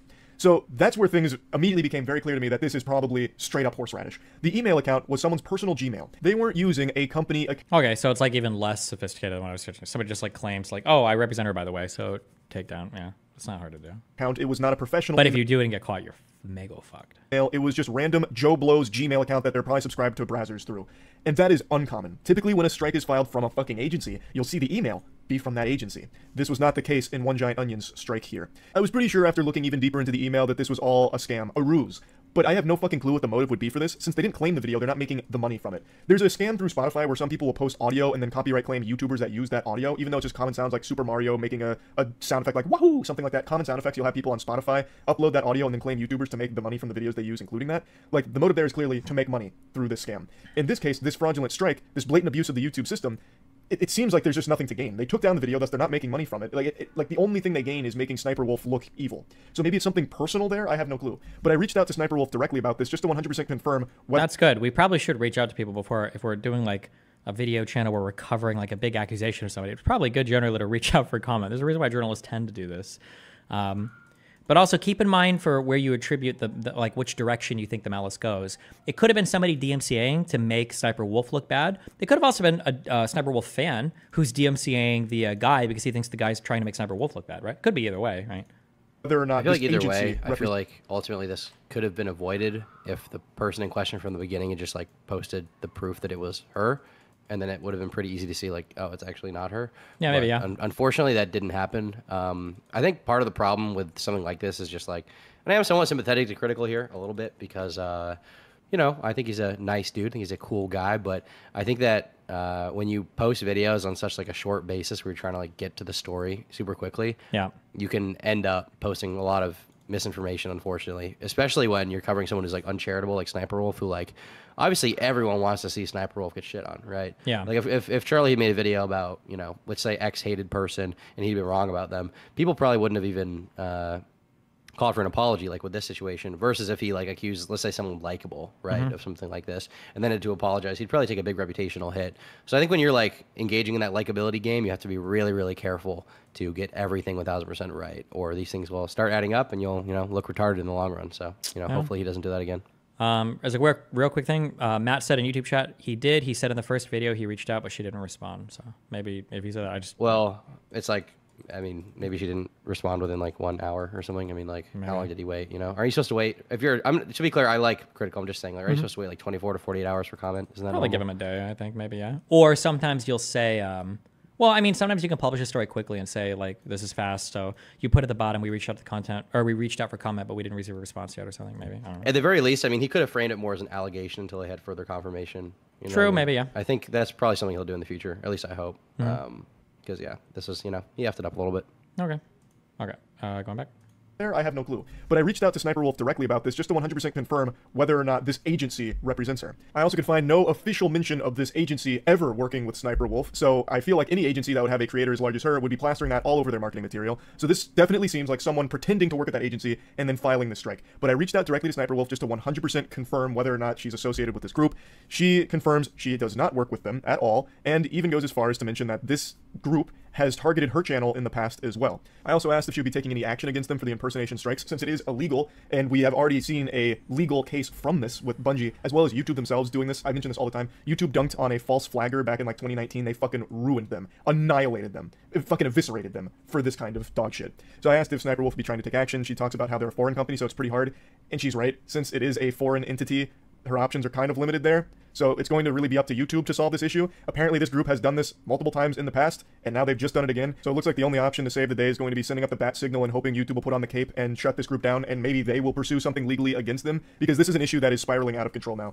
YouTubers abusing the copyright system we've seen multiple times now, Tech Lead and The Manny Show, as well as a couple others in the past, and now Sniper Wolf being framed for being one by a completely separate third party that has no association with her. That's a huge problem. If impersonator strikes are going to start to go through, that's going to lead to complete fucking pandemonium. So this needs to be stopped ASAP, and this needs to be made an example out of on YouTube's end, I feel. So apologies to Sniper Wolf. I'm sorry for the big headache that this must have caused when she didn't do it. She wasn't the one that issued the strike. So yeah, big update to this story here, and hopefully a happy ending with YouTube getting that strike taken off of One Giant Onion's channel, as well as preventing that group from doing this kind of shit in the future. And maybe this is pie in the sky, like maybe I'm just on the fucking crack pipe for this thought, but maybe YouTube will do even more to make the strike system a lot more strict and a lot more difficult to have things like this squeak through the cracks. So I'm hoping. I'm really on that fucking hopium right now. That's really about it. So yeah. Wow. Cool. Pretty amazing. Pretty shocking. Pretty groundbreaking. Amazing. Pretty shocking, yeah. Yeah. I often Yeah. Wow. Okay. What time are you streaming with X tomorrow? Theoretically at 6 or 7 o'clock. We'll see if he shows up. Is he known to not show up? I don't know. We'll see. Okay. How are things in politics world lately? Any grief from Hassan? Anything on that end, or no? Have those guys all calmed down, the Twitch dudes? Pretty boring right now. I said I was dedicating this month to just reading a bunch of shit. So we read through 2 Supreme Court cases. We read through some MLK stuff today. We're going to be doing other events. Yeah. Just reading this month. Just chilling, yeah. Nice. That's good. I wonder if Sneeko getting unbanned. I guess I'm very shocked that you haven't been on Twitch at all. My appeal got rejected like a week after Sneeko's got approved, so they just super don't like me there. It's just, it seems like it's so like, who's it's the like COD unethical. Streamer? Sorry? Who's the one COD streamer? The one COD streamer. Oh, Nick Merckx? Yeah. Oh, yeah. He got banned for 1 week for calling them trannies. Yeah. And you're permabanned to this day. Pretty wacky. It must just be with him. He just brings them in too much money for them to ban him permanently. I guess, maybe. Not that I think he should be banned permanently, but like, just fucking unban Destiny, Twitch, okay? True. Yeah. Did you see the new Willie Mack show about the slasher and all that stuff? No, what about it? He covered it pretty well. He basically showed that Slasher seemingly didn't even have proper confirmation from the beginning of what Doc had or hadn't done. And that was revealed through DMs from Slasher to Willie. Wow. And it was pretty fire. Mm-hmm. If you're looking at something to watch, you should definitely watch it. It's gonna twist your balls a little bit, you know. It might change your opinion of Slasher a little bit, but you'll like it. Okay. All right. I'm gonna DM it to you, and then I'm gonna get out of here. All right. Thanks for chatting. I love you. Be careful, babe. I need to hold on, I need to listen to this. Actually, first, I can still do this excerpt for our boy Biden. Welcome. Was this speech 2.5 minutes? Is that? In 1949, leaders of 12 countries, including President Truman, came together in this very room. History was watching. It had been 4 years since the surrender of the Axis powers and the end of the most devastating war the world had ever known. Here, these 12 leaders gathered to make a sacred pledge to defend each other against aggression, provide the collective security. No one cares. Okay. Hate time. I say, though, every day that I wake up is a good day. It's the one day that I don't wake up that sucks. So I've been debating for a while to talk to you guys about this, but I hope it brings you guys a little bit of clarity about some of the videos I've made in the last month or so. Because I'm debating talking to you guys about this. Wait, what did he say in that tweet? Wait, I'm sorry, it's not.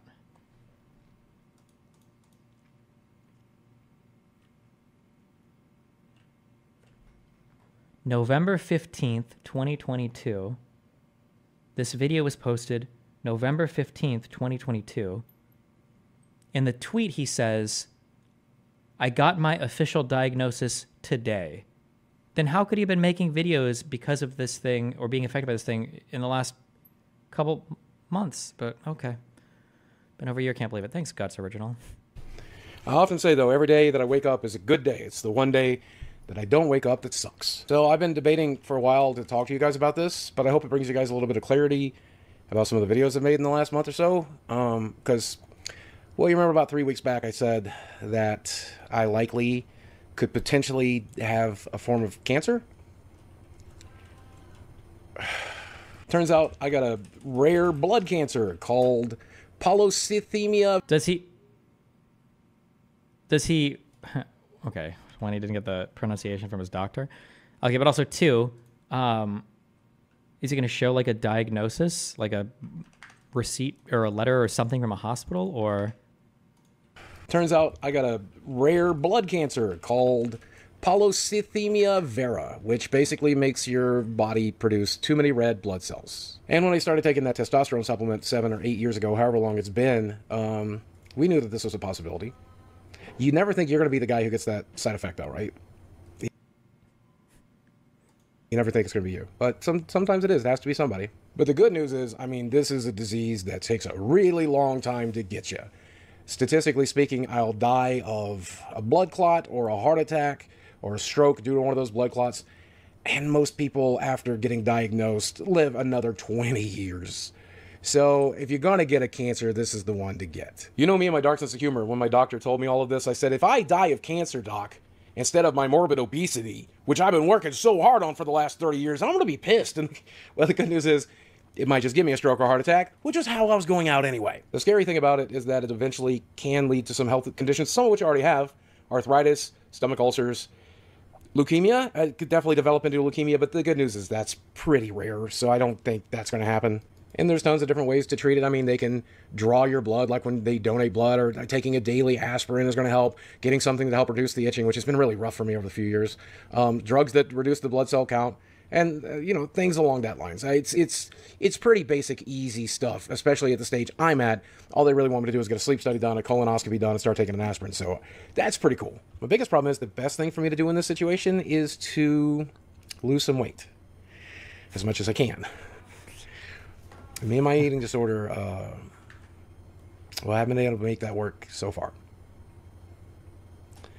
And I don't know if I have what it takes to even at the threat of death, to overcome this eating disorder, but by God, it's do or die now. Pun unintended. I always wondered if I knew that the food was killing me.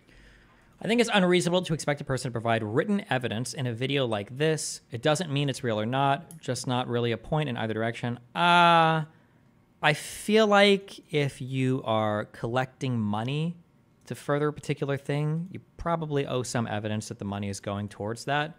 And my understanding is a lot of Boogie's money collecting right now is oriented around the treatment of the variety of medical conditions. So I do think you kind of owe it, maybe not to me, some fucking random that watches this video, but at least to your fan base. You probably owe it to them that you legitimately have whatever medical conditions you're claiming are costing you all this money to treat. Directly killing me. Like, I've already had a heart attack. I'm recovering from it. God forbid, cancer. Like, I always wondered if I knew for sure that the food was killing me, would that be enough to get me to stop eating? I don't know. Now that I'm here, I still don't know. I guess time is going to tell. God, I fucking hope so. It really seems like all this bad stuff is happening at once right now, and I think I'm handling it pretty well. I think that's life or fate or whatever. the holidays are already pretty tough for me. Then some other issues I've been going through. And now this health issue. I think the world tests you, right? And to determine whether you're going to put up or shut up. And I'm a survivor. I've been doing this for 48 years, kicking life's ass, surviving, at the very least surviving, right? So I'm obviously going to survive this. Obviously, until I don't. But it's going to take every ounce. I think this is a public announcement vid. If he opens a GoFundMe, then of course I'd want specific details for where my donation is going. Yeah, his whole streaming life is a GoFundMe though, right? And why do you need to publicly announce some form of some medical condition that has almost no impact on your life whatsoever? Why do you think that? Why would you even make an announcement? Like, public announcement, guys.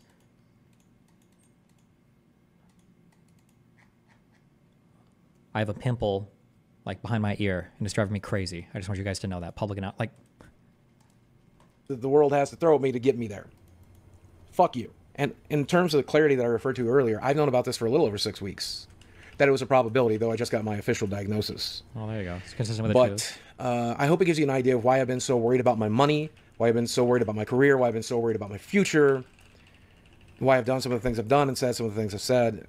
Like, what are we talking about here? What are we saying here? Like, he's talking about how, on one hand, this is an irrelevant thing that doesn't really affect you that much. But then on the other hand, it's been causing me to act significantly different. There's been a significant departure from, like, ordinary behavior in the past. What the fuck was this thing called?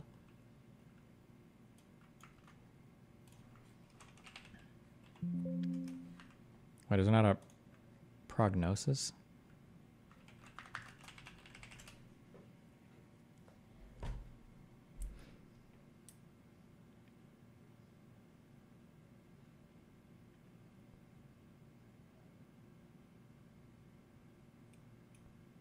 In a quarter of cases, PV will progress to scarring after about 20 years.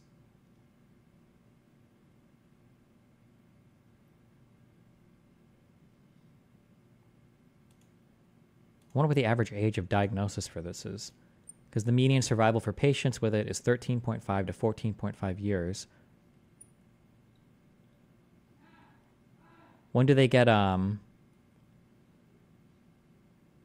recent studies estimate the average life expectancy after diagnosis to be about 20 years. The average age of death is about 77. What is the current life expectancy in the U.S.?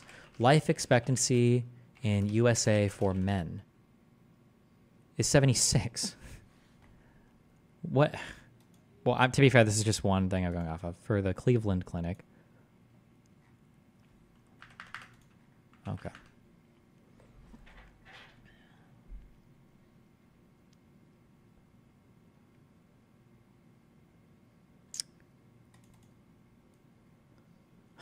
The important distinction would be that Boogie has secondary polycythemia.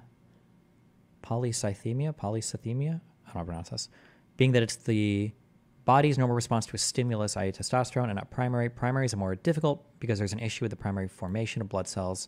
This is the issue with things like acute myeloid leukemia or most of the traditional blood cancers. Oh, so this particular thing is happening in response to exogenous hormone treatment, the testosterone thing, right? Do we know that? Or are we just assuming that based on what he said about the testosterone? Maybe I should have led with this before I asked people to watch my videos or become channel members or whatever. I don't know. This felt very private at the time. But it doesn't feel private anymore, so I'm sharing it. At the end of the day, this diagnosis doesn't really change much.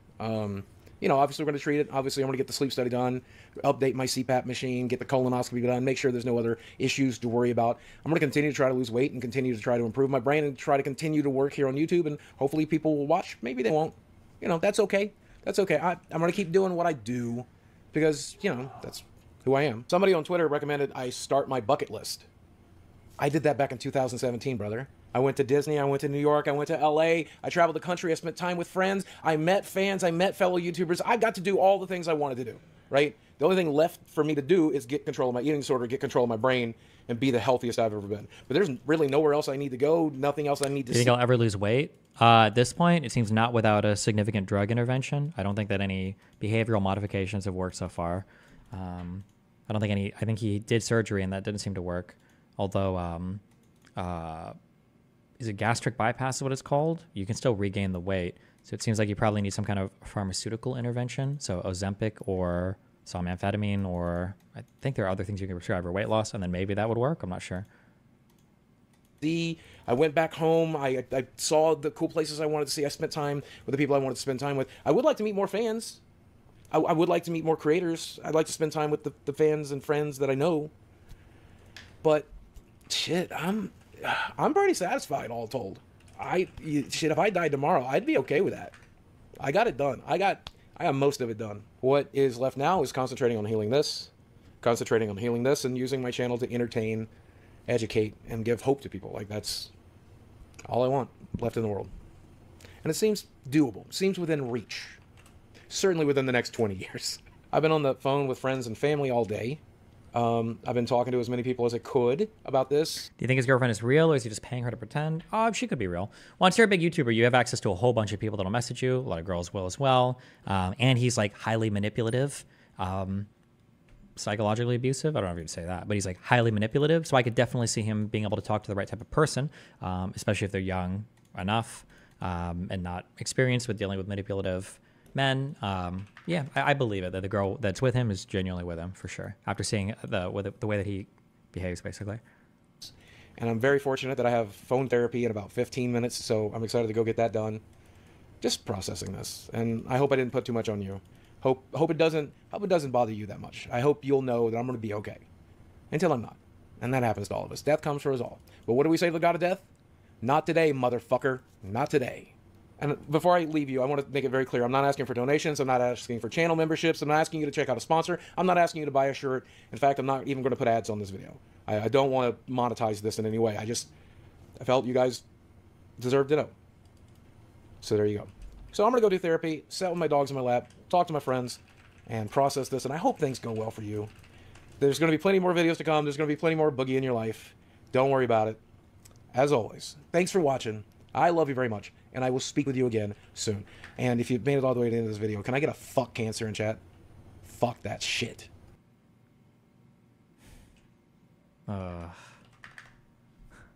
Fuck, he's so gross. Fuck, this triggers the fuck out of me.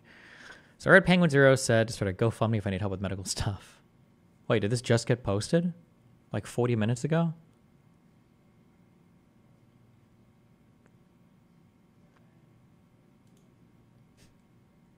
Jesus.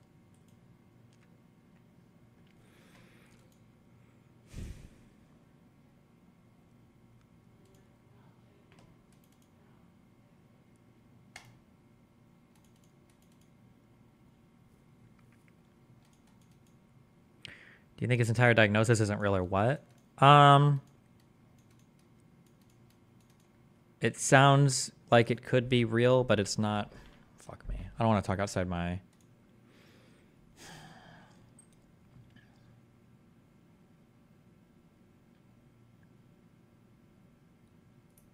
I don't know what the definition of cancer is.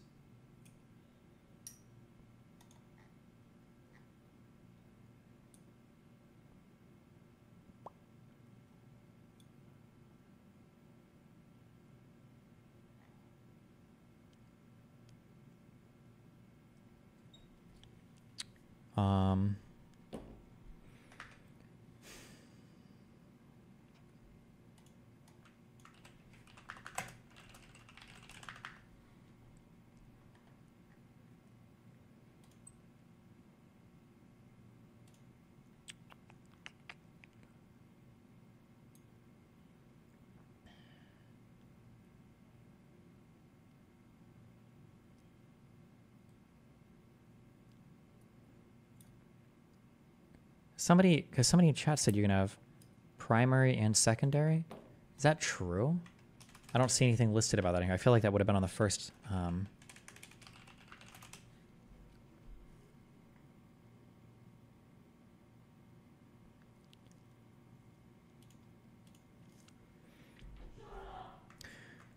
Jesus, Nathan, chill. In secondary, polycythemia. Polycythemia. I need to hear this pronounced. Hold on.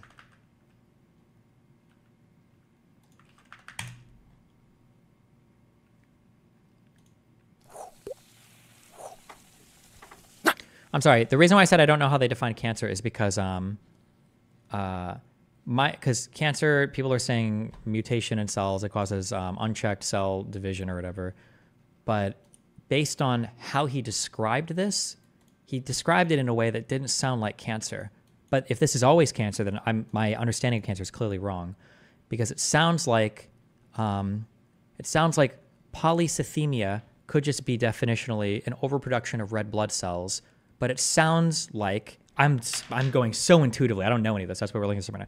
It sounds like you can induce polycythemia by introducing something in the body that causes an overproduction of red blood cells, not due to a genetic mutation or defect or a cancer, but just due to the introduction of some exogenous thing like testosterone. That's what he mentioned. But if that's the case, then I don't know if would you say that he has cancer? I don't know, but that's what I'm listening for. I want to read now because I am motivated to not like him. Hold on. I just want to hear the pronunciations. What's up, Ninja Nerds? In this video today, we're going to be talking about the approach to polycythemia. Polycythemia. Okay. Secondary polycythemia met from Medscape. In secondary polycythemia, the number of red blood cells is increased as a result of an underlying condition. Secondary polycythemia would more accurately be called secondary erythrocytosis or erythrocythemia, as those terms specifically denote increased red blood cells. The term polycythemia is used appropriately in the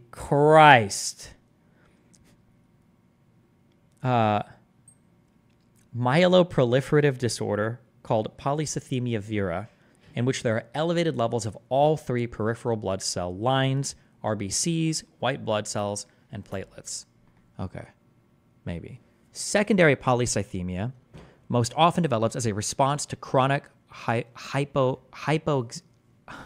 hypoxemia, which triggers increased production of erythropoietin. Bro, can we not right now? Is there a retard version for this? Holy shit.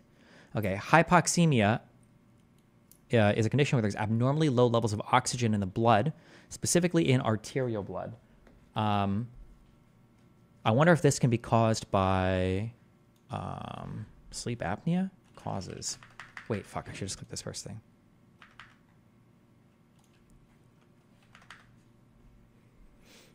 Or obesity.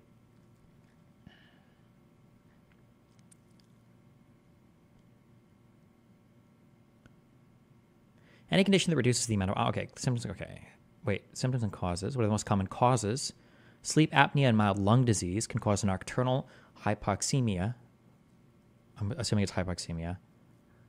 When your blood oxygen levels drop during your sleep. Okay. He mentioned sleep apnea, and he mentioned getting a sleep study. Secondary polycythemia most often develops as a response to some chronic hypoxemia, which triggers increased production of erythropoietin by the kidneys. The most common causes of secondary polycythemia include obstructive sleep apnea, obesity, hypoventilation syndrome, and chronic obstructive pulmonary disease. Other causes include testosterone replacement therapy, okay, and heavy cigarette smoking. Okay, holy shit, he's hit all the fucking darts on all the boards. Patients who have arteriovenous or intracardiac shunting can present with polycythemia without hypoxemia. Secreting tumors cause some cases. Secondary polycythemia must be differentiated from primary polycythemia and relative polycythemia, which RBC numbers are normal but plasma volume is contracted. The reduction in plasma volume may be due to dehydration or to reduced venous compliance. The latter is also some bullshit. No one cares. No. Okay. Okay, wait. Okay, all this to say,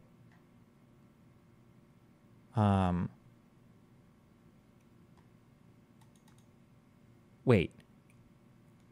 Hold on.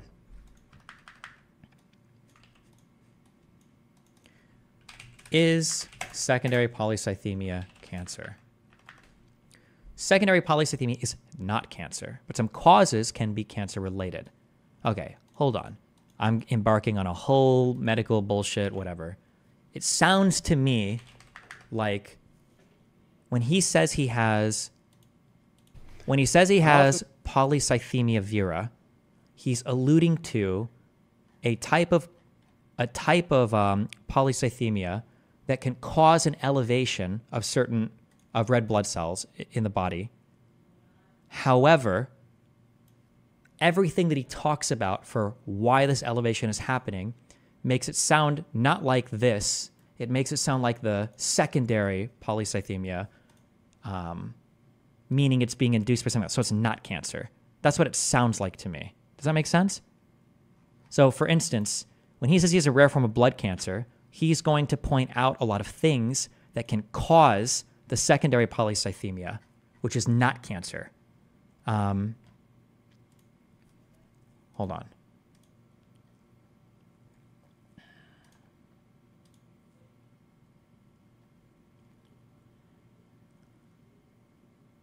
So when it says secondary polycythemia, it would be more accurately be called secondary erythrocytosis or erythrocythemia, as those terms specifically denote increased red blood cells.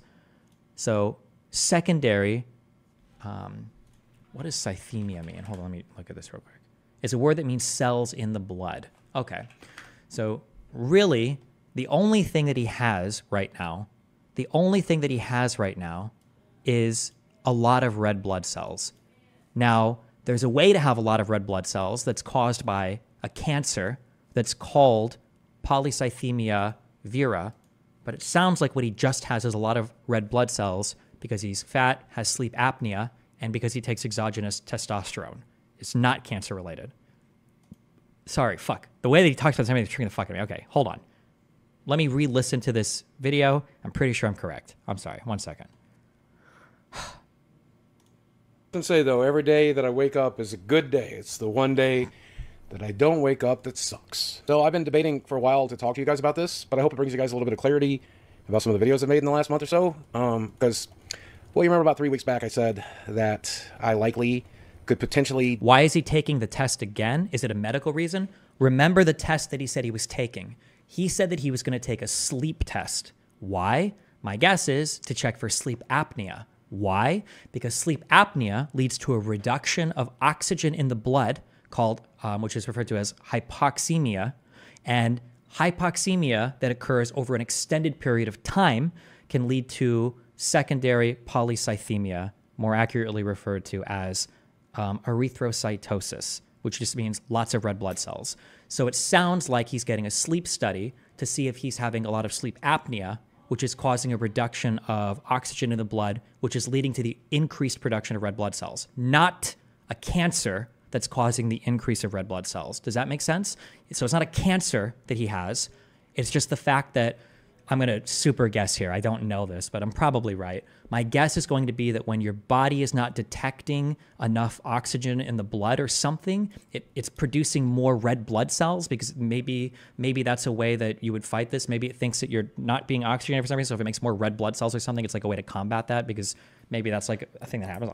That's like a guess, I guess. But your body, my guess is something in your body has a signal that when the oxygen level in your blood is dropping, it produces more red blood cells. And sleep apnea is something that it is inhibiting your oxygenation of your blood, not your tissue, but your blood at night. Because I think tissue is hypoxia and blood is hypoxemia, I think is what it said in one of these. I forgot. But anyway, sorry. Let me listen real quick. Hold on. Have a form of cancer? Turns out I got a rare blood cancer called polycythemia vera, which basically makes your body produce too many red blood cells. And when I start... So when he says this, okay, so when he says, this makes your body produce too many red blood cells, I don't think that's what's happening here. His doctor might have used the term polycythemia, but not polycythemia vera, because his body isn't producing too many red blood cells as a result of a mutation. It's because of other conditions, and that's what he's going to bring up later in this video. Let's listen. Hold on. Red blood cells. And when I started taking that testosterone supplement 7 or 8 years ago, however long it's been, we knew that this was a possibility. So what he just says here, it's a possibility that taking exogenous hormones, when I say exogenous, that just means hormones not coming from your body. You're getting them outside, right? So trans people, for instance, take exogenous hormones from outside the body. exogenous hormones. So he's getting testosterone supplements. I need to stop closing. One of the big risks for, secondary polycythemia most often develops as a response to chronic hypoxemia, meaning reduced oxygen in blood that could be induced by sleep apnea, which triggers increased production of erythropoietin. I don't know what the fuck it is. The most common causes of secondary polycythemia include obstructive sleep apnea, obesity, hypoventilation syndrome, and chronic obstructive pulmonary disease. I don't know Boogie's status on this. Other causes include testosterone replacement therapy, and he said that his doctor warned him that TRT could cause this. But if TRT is causing it, your body is increasing the production of red blood cells in response to conditions being created by or contributed to by exogenous hormones. That's not cancer. That's just the body's making too many red blood cells because of stuff going on, right? But body produced too many red blood cells. And when we started taking that testosterone supplement 7 or 8 years ago, however long it's been, we knew that this was a possibility. Yeah. You never think you're going to be the guy who gets that side effect though, right? You never think it's going to be you. But sometimes it is. It has to be somebody. But the good news is, I mean, this is a disease that takes a really long time to get you. Statistically speaking, I'll die of a blood clot or a heart attack or a stroke due to one of those blood clots.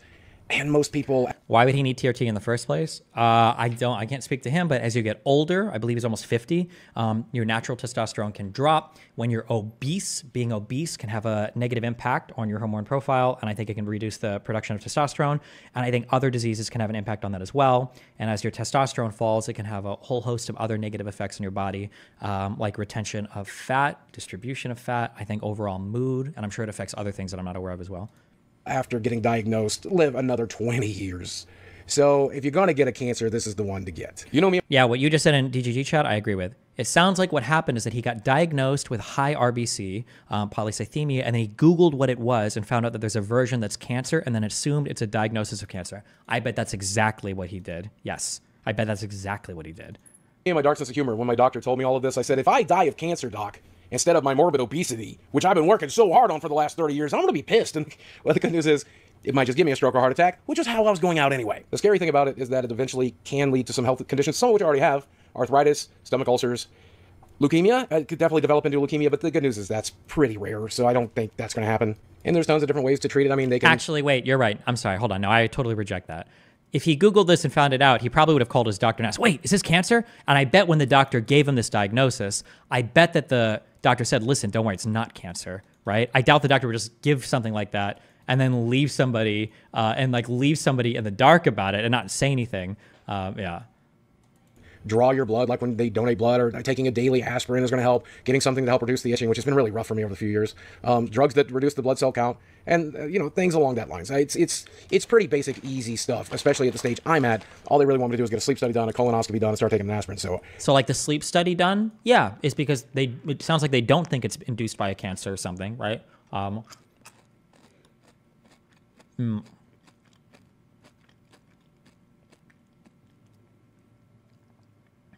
Oh, hold on. KKMD, you typed something in chat, and I love you, my dude, but it was too much for me to understand. The term polycythemia is used appropriately in the myeloproliferative disorder called polycythemia vera, in which there are elevated levels of all three peripheral blood cell lines. It sounds like, being very layman's right now, but it sounds like if you actually have the cancer, you would see an elevation in all three of these things. And it wouldn't be just because of obesity or TRT or anything like that. You would actually have a cancer that's causing unchecked cell division, and it would be showing up in all three of these levels, not just your red blood count. Sounds like, okay, yeah. Anyway, okay. That's pretty cool. The biggest problem is the best thing for me to do in this situation is to lose some weight as much as I can. Me and my eating disorder, well, I haven't been able to make that work so far. And I don't know if I have what it takes to even at the threat of death, to overcome this eating disorder, but by God. It's do or die now. Pun unintended. I always wondered if I knew that the food was killing me. I mean, directly killing me. Like, I've already had a heart attack. I'm recovering from it. Or, God forbid, cancer. Like, I always wondered if I knew for sure. Yeah, so it doesn't sound like I'm saying so. This is secondary polycythemia. What if we look up Medscape? Because I was about to say it doesn't sound like obesity can cause this, but I don't actually know that. I would just be guessing. So let's check.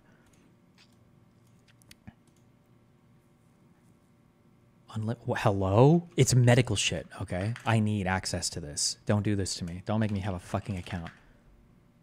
Just let me, please. Thank you. Okay, polycythemia vera is a stem cell disorder characterized as a panhypersplastic. I don't know what these words mean. Normally I would look up every word, but I don't have time right now. Malignant and neoplastic marrow disorder. Its most prominent feature is an elevated absolute red blood cell mass because of uncontrolled red blood cell production. This is accompanied by increased white blood cell, myeloid, and platelet megakaryotic production, which is due to an abnormal clone of the hematopoietic stem cells with increased sensitivity to the different growth factors for maturation. Okay, signs and symptoms of polycythemia vera. Okay, so we've got all of this shit. So these are things that impaired oxygen delivery, probably. So this is going to have a big overlap, probably with basically anything that is depriving you of oxygen, right? Diagnosis is all this shit.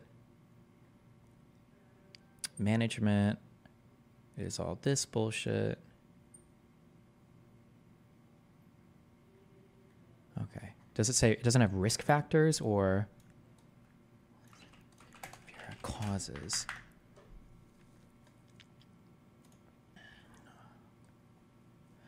Polycythemia vera is caused by a genetic change mutation that develops during your lifetime. It is not an inherited genetic disorder. In most cases, it is not known why this happens. Okay, so this is for the cancerous version. It's not known why this happens. So when he mentions the TRT, it sounds like his doctor might have told him that this is a risk factor, but not for polycythemia vera, but for secondary polycythemia, which shouldn't really, it sounds like it shouldn't necessarily be called that, would be more accurately referred to as myeloproliferative disorder. Wait, no. I'm sorry, I forget I just said that. That would be if you're, I'm sorry. Secondary polycythemia might be a good term. No, I'm sorry. It should be called, or this says it would more accurately be called secondary erythrocytosis. Okay. But the cancer form here wouldn't be caused by testosterone or obesity. The cancer would be caused by a genetic mutation. Okay, sorry, all right. That the food was killing me. Why are you so motivated to research this? I mean, I have a slight personal attachment because my kid's mom had a whole thing of cancer, and that was a whole fucking thing that we had to deal with. It's probably the closest person to me, I think, that's dealt with cancer. So the idea of him, like, faking cancer when he already lies and fakes so much other shit, and then he's, like, doing this, like, fuck cancer, guys, blah, blah, blah. Also, John, Bain,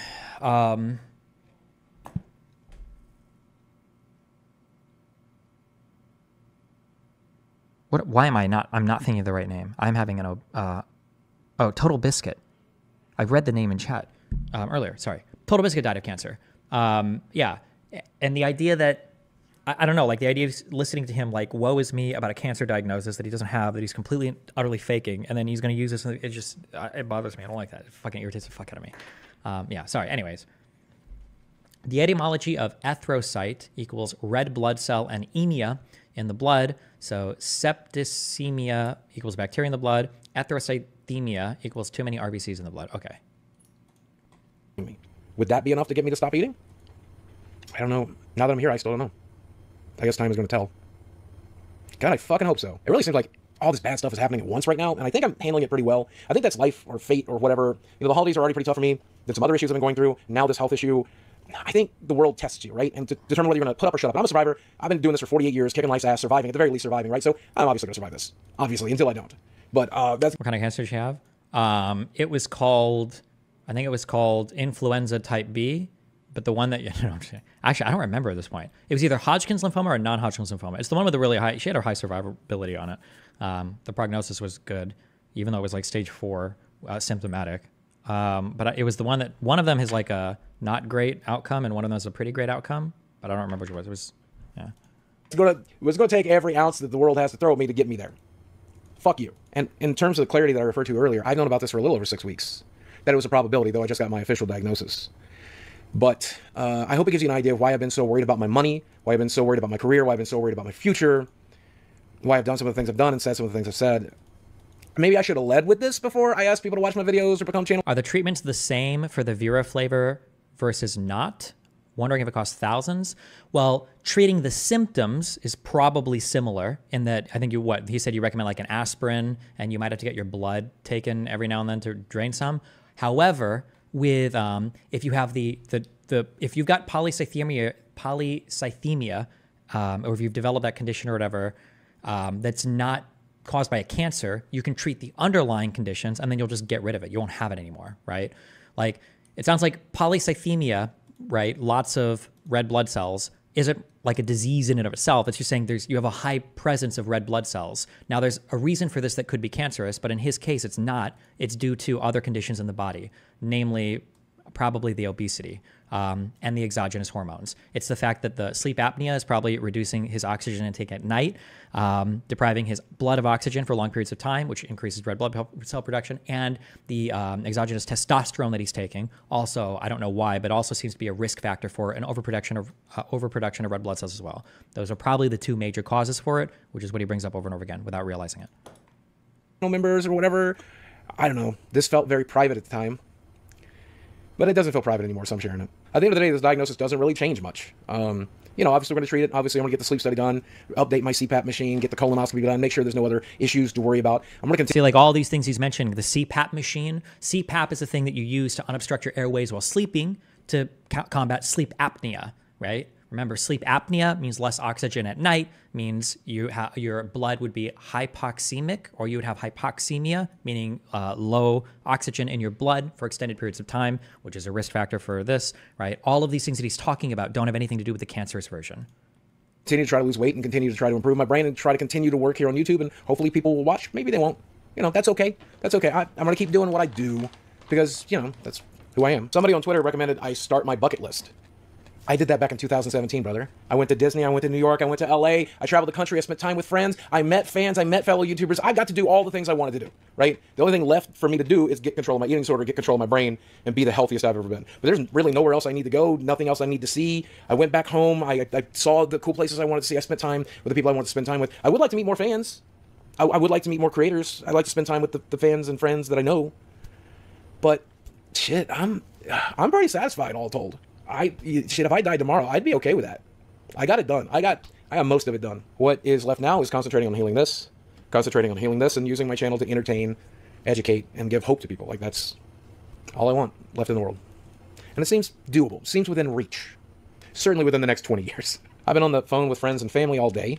I've been talking to as many people as I could about this, and I'm very fortunate that I have phone therapy in about 15 minutes, so I'm excited to go get that done. Just processing this, and I hope I didn't put too much on you. Hope it doesn't bother you that much. I hope you'll know that I'm going to be okay. Until I'm not.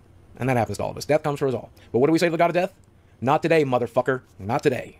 And before I leave you, I want to make it very clear. I'm not asking for donations. I'm not asking for channel memberships. I'm not asking you to check out a sponsor. I'm not asking you to buy a shirt. In fact, I'm not even going to put ads on this video. I don't want to monetize this in any way. I felt you guys deserved to know. So there you go. So I'm going to go do therapy, sit with my dogs in my lap, talk to my friends, and process this. And I hope things go well for you. There's going to be plenty more videos to come. There's going to be plenty more Boogie in your life. Don't worry about it. As always, thanks for watching. I love you very much, and I will speak with you again soon. And if you've made it all the way to the end of this video, can I get a fuck cancer in chat? Fuck that shit. Yeah, so he doesn't, I don't think he has cancer.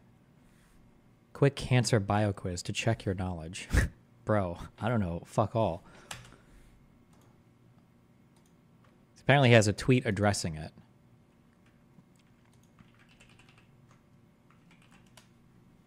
We can watch this real quick. Okay, review quiz. What can the lump formed by the production of extra cells be called? A growth, a pimple, a wart, a tumor. Probably a tumor, right? Production of extra cells. Could it also be a growth? I mean, you need extra cells to make growths and warts and pimples. Don't you? We'll say tumor. A tumor, it's got to be tumor, right? It's a cancer quiz. A tumor that does not contain cancer cells is referred to as benign. Wait, this is like a retard quiz. Fuck you. If a tumor contains cancer cells, it's malignant. Which of the following is true of cancer cells? They present a breakdown in cell communication. They ignore chemical signals, and they don't die if damaged. All of these are true. Normal cells require signal molecules called blank in order to grow.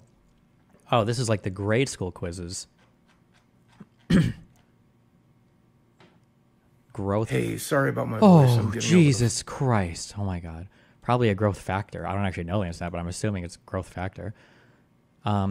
Blanks prevent cell division, probably growth inhibitors.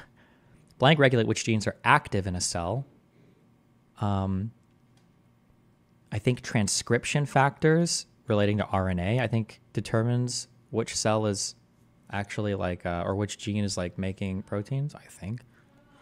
The blank begins when the cell originates from the division of another cell and ends when it divides.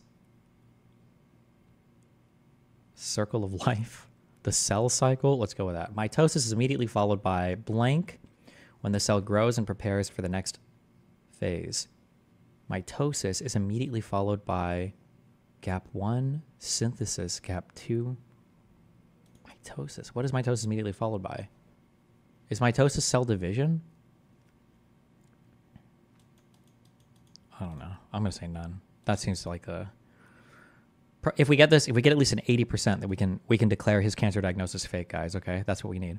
Proteins that behave like the accelerator of a car and urge cells to go ahead and divide quite precisely are called oncogenes, tumor suppressor genes, oncogenes, and alleles. Proteins that behave like I'm going to guess this. Oncology, cancer, it says grow, go, oncogenes, grow, maybe, I don't know. Genes that act in a manner analogous to the brakes in a car, telling the cell, no, don't divide, are called... tumor suppressor sounds good. But I'm going to go with that. I mean, it's right in the name. It says called tumor suppressor. Blank are like an accelerator stuck on. Sure. Proro. Ooh, the fact that it's typoed makes me think it might not be. Oh, hold on, wait. The typo makes me think it's probably neither. Maybe this is reversed. Proteins behave like an accelerator, or proto. Blank are like an accelerator. Okay, and then I'm switching these. Okay, smoking is responsible for at least blank of all cancer death. I don't know. 40%? That'd be wild. 30, 20, 10. 10 is low. Let's go with 20 here. In the U.S., cancers related to diet have to do with eating too much red meat, too much saturated fat, too few fruits and vegetables. Can you get cancer from not eating enough fruits and vegetables? I think it's too much red meat. It's actually not all of these. But maybe it is all of these. We'll go with too much red meat. Oh, fuck. Oh, shit. I feel like I'm fucking up now. Oh, no. Cancers of the mouth, throat, liver, larynx, and esophagus are associated with drinking, hot beverages, spicy food, and influenza? We've got liver here. Let's go with drinking. As for the environment, outside the workplace, scientists estimate that blank % of all cancer can be treated to air, water, and or swim. Bro, it's a crap shot. I don't know. 2%. 90% of all skin cancers, UV radiation, X-ray, cell phones, television, probably UV. Why is it logical for cancer to occur later in life? Cancer is a hibernation? No. Older people generally less healthy? No. Cancer is accumulation of mutations. Maybe I think it's that one, right? And older people should die more. What is the following is not a typical cancer warning sign? A lump, change in bowel or bladder habits, unusual bleeding, difficulty sleeping. Lumps are bad. Bowel and bladder habits can be bad. Bleeding is almost always bad. Difficulty sleeping. Which of the following is not used to diagnose cancer? Mammograms or boob cancer. Stethoscope is to listen to your heart and lungs. Colonoscopy can be used. CT scans? I don't know what CT stands for. Contrast? No. CT MRI? No, I don't know. I don't know what it stands for. But I think they sounds like something I've heard in house. Get them a CT scan. Check for the cancer. You can't check with a stethoscope, right? You can't hear a tumor moving around. I think. What form of cancer treatment is most successful before the disease is spread?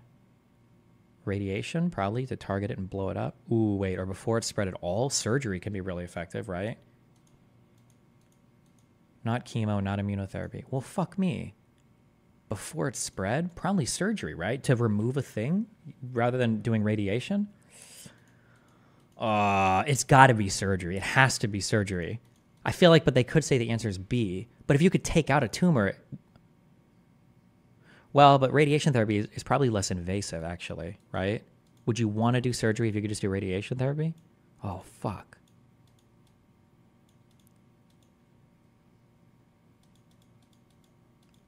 Well, I'm going to say radiation. Fuck me. The objective of what type of therapy is to kill cancer cells that could not be removed surgically, or in some cases to shrink a tumor. Oh, shit. Radiation therapy.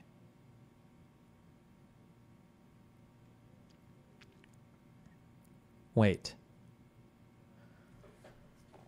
To kill cancer cells that could not be removed surgically, or in some cases to shrink a tumor prior to surgery.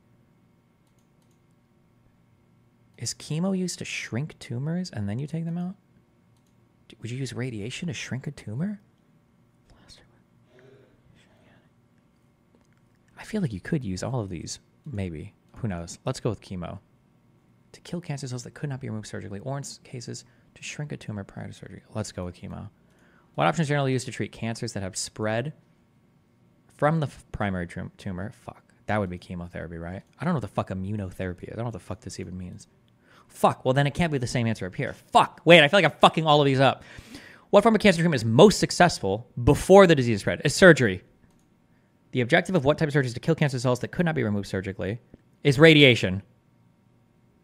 This is chemo. It's probably a different one for all three. Okay.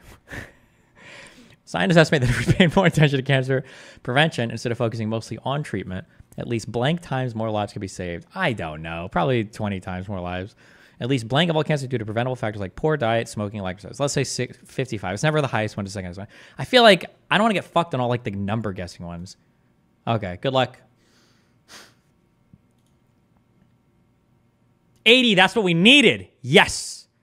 Okay. We are now qualified to overturn his fake public diagnosis. Whew. Okay. Which ones did we get wrong? Mitosis is immediately followed by, the answer is gap 1. Okay, whatever. Oncoding genes. Oh shit. Because it was typoed. We did get this one. Bro, my test taking meta is perfect. Okay. Smoking is responsible for at least percentage. I don't know. Okay. In the United States, oh, the answer was D, all of these. Oh, get out of here. Whatever.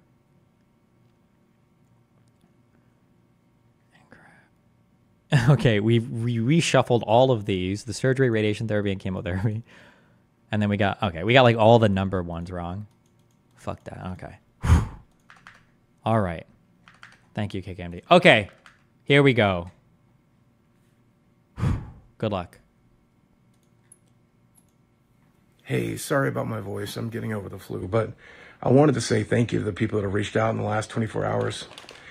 Content creators, YouTubers, fans, friends, even people that don't even like me have had nice things to say, and I'm really grateful. Thank you. I have a favor to ask of those people, though, and I'm sorry to have to ask anything. But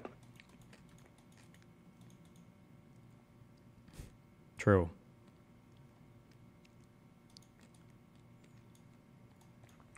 I see the rumor mill's creeping back up. Okay. Yes. Twitter video. Yes. My favorite product from Twitter. Hey. Rumor mill's creeping back up.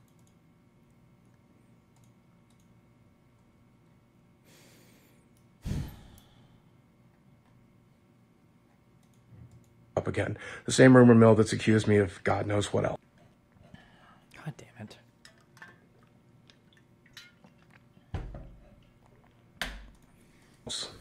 And this time they've decided that I am...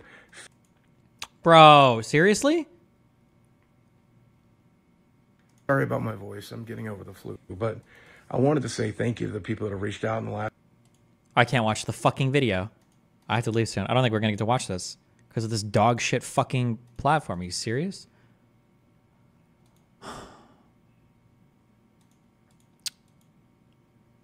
Incognito tab. Just download it? Can you download?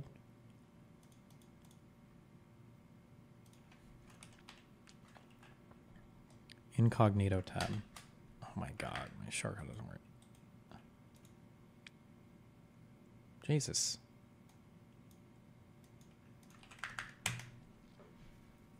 Hey, sorry about my voice. I'm getting over the flu, but I wanted to say thank you to the people that have reached out in the last 24 hours. Content creators, YouTubers, fans, friends, even people that don't even like me have had nice things to say, and I'm really grateful. Thank you. I have a favor to ask of those people, though, and I'm sorry to have to ask anything. But I see the rumor mill's creeping back up again. The same rumor mill that's accused me of God knows what else. And this time they've decided that I am faking my cancer diagnosis. And whereas I know that those people know better, I know that nobody's that fucking stupid, it's still going to spread like wildfire. So number one, if you're that kind of person, fucking stop. I get it's fun to LARP about me. I get it's fun to pretend that I'm a piece of shit. And I get that I made my mistakes in the past. But cancer's not something to pretend about. Cancer's not something to joke about. Cancer's not something pretending that I'm lying about. Cancer for clout and views. He is absolutely lying. What a piece of shit. Unless he posts something in here to prove it wrong. The fucked up thing to do. Get help. Secondly, if you see a YouTuber saying that I'm faking this shit, link it to me. He is faking I it. normally free speak advocacy, the whole 9 yards, but yep, sue me. Sue me. It's time I finally put my fucking foot down if I have to. Hold on. So I will here. Okay?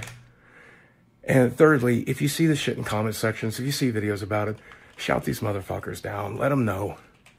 Let them know reality. I get that it's fun to pretend. I get that it's fun to dunk on me and try to ruin my life. I get it. But fuck you if you're doing that. Live here right now. I don't want to let you this time. I've let you every other time. I didn't give a fuck what you had to say. But cancer's not a thing that we're going to joke about, okay? Cancer's not a thing that we're going to pretend I'm lying about. That's not a thing we're going to do. Oh, fuck. Okay? Fucking stop. I need... Fuck. Do I really want to do this right now? Hold on, shit. You'd do anything to keep your family healthy. So, isn't it time that you started thinking about your water? With Aquasana, oh, shit! The contaminants you worry about most are removed. Get clean, healthy water in your home. Fuck, I don't have time. I have to leave, like, now. Fuck!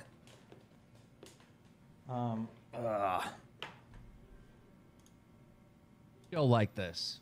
All right?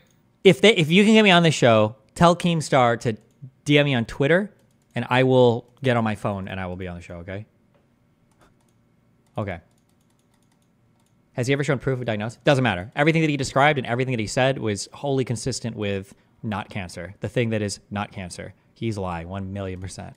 Fuck. How is it 2 years old and no... Wait, has somebody made a video on this? Hold on. Boogie lying about cancer. No, Boogie does not have cancer. Boogie lied about his cancer. I am a human. What he has... it's something called polycythemia vera. It's a genetic blood disorder in which there is an... Edit. Boogie's not dying of cancer. It's all blood cells. No, he doesn't have this, though. This poster doesn't know what they're talking about. It's a genetic condition. What they're describing, this would be a cancer. Yeah, he's this... Fuck, they're retarded, but it's a Boogie subreddit. Okay. Wait, how has nobody called him out on this 12 minutes ago? Did this guy do it? We dropped him being fat. It's things that he could handle and get rid of if he wasn't so fat. Oh, this guy sounds retarded, but he sounds like... I'm sorry. I'm making fun of his voice. That's so mean. I'm sorry. This guy sounds like he might be hitting on it, but I don't have time. Listen. Get me on the show and I'll call in, okay? Tell him to DM me. I love you. I'll be back later. Peace out.